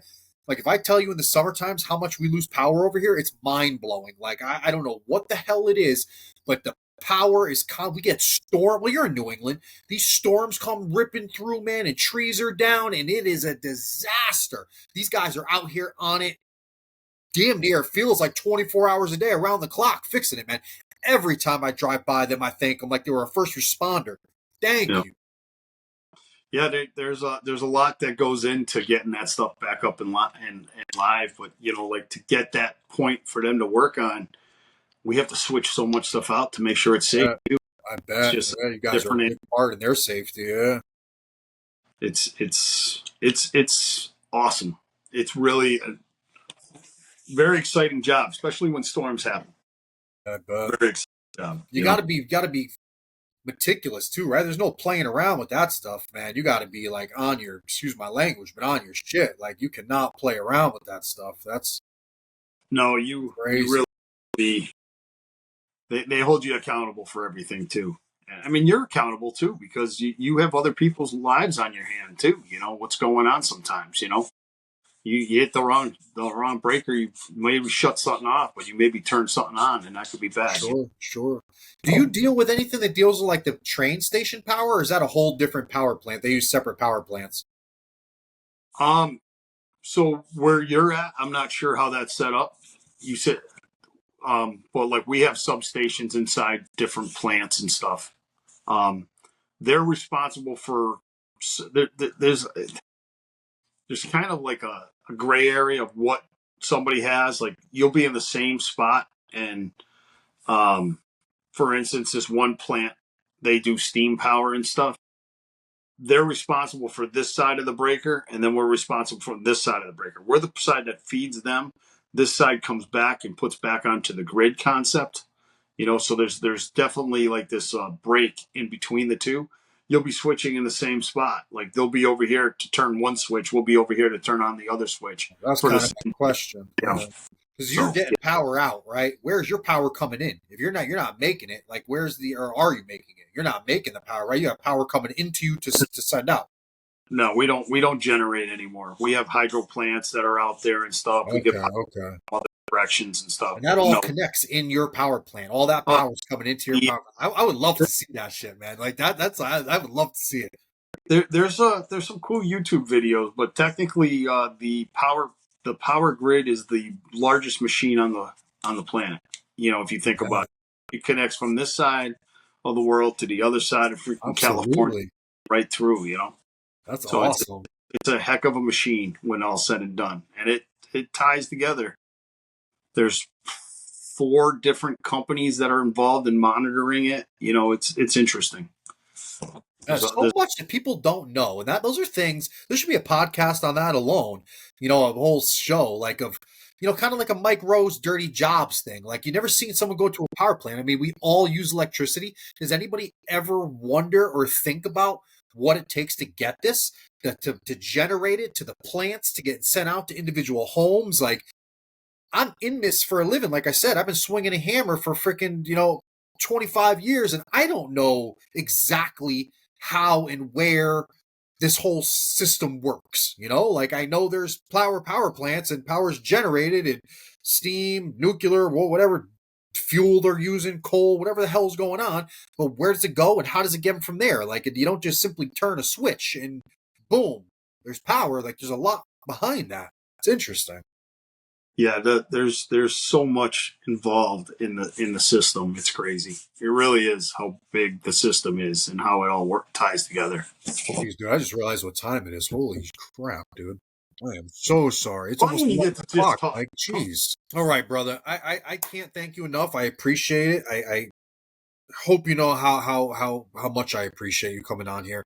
I hope that recording this and getting some people to see some of these things you're working on helps maybe, generate some more sales, just at least some more attention. I hope people see how valuable some of these things are. I hope people see how valuable having you in the hobby alone is. I mean, you are a problem solver. Like that, it's a beautiful thing. You don't hear complaints from you. We get solutions, and that's priceless.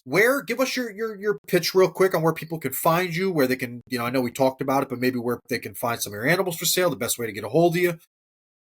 So I'll have animals on for sale on Morph Market, Parkour Geckos. You can hit me direct on IG if you're looking for something specific for animals.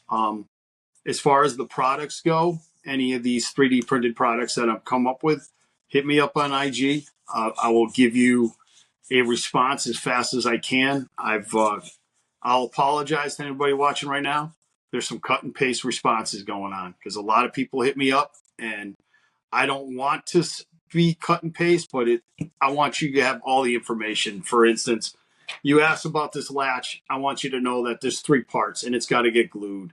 And I appreciate you guys asking. Stupid stuff like that. When you ask about the hides, I want you to know that you have to assemble them. They're not coming assembled. That it's just, it's a cut and paste response because I just felt it was easier for you. And it sucks because you're like, oh, I got to read all this before I get my answer. I want you to know before I give you all that information, so. Very understandable. And they do come with instructions, guys, right? You had a little instruction thing for the hide. Yeah. Yeah. It's not hard, guys. It's very, very easy. I've actually gotten a lot of compliments on the directions, considering that they're kind of basic. They're almost like those Chinese directions. It's a 1 page and it shows the layout and it's like kind of throw. Do you need any more? You don't need anything more than that. It's perfect. No words, just kind of old school Lego concept, That get the 4-piece one and you put it on the 3-piece and you're good to go. There you go. yeah, any of that stuff, Parkour Geckos on IG. Direct email, parkourgeckos@gmail.com, So There you go, actually, guys. parkour.geckos on IG. There you go, guys. I will have his information posted in the bottom of the video when I post it. This is one of the men you guys want to follow, man. This is someone you want to pay attention to. Mike's doing great things, man. Great things for the hobby. Awesome geckos. He's working with some incredible stuff. Definitely someone you guys want to keep on your radar, man. Follow him, like him, check him out. All right, I appreciate everybody coming tonight. I appreciate everybody watching tonight, wherever you are, whenever you watch this. I appreciate everybody's support, man, more than you guys know. I hope you understand that I do this for you. I am doing everything I can to bring you the people behind the brands. I want to show you the faces, and I want you guys to meet the people, man. These are awesome people. 99% of them are willing to help us, talk to you, interact with you, share any information they have with you. Don't be shy. If you have any questions, reach out, ask. Closed mouths don't get fed. Enjoy your weekend and enjoy life, guys. Honestly, it's way too short to be miserable, man. Stay weird. I'll catch you guys all in the next episode. Later. See you guys. Thank you.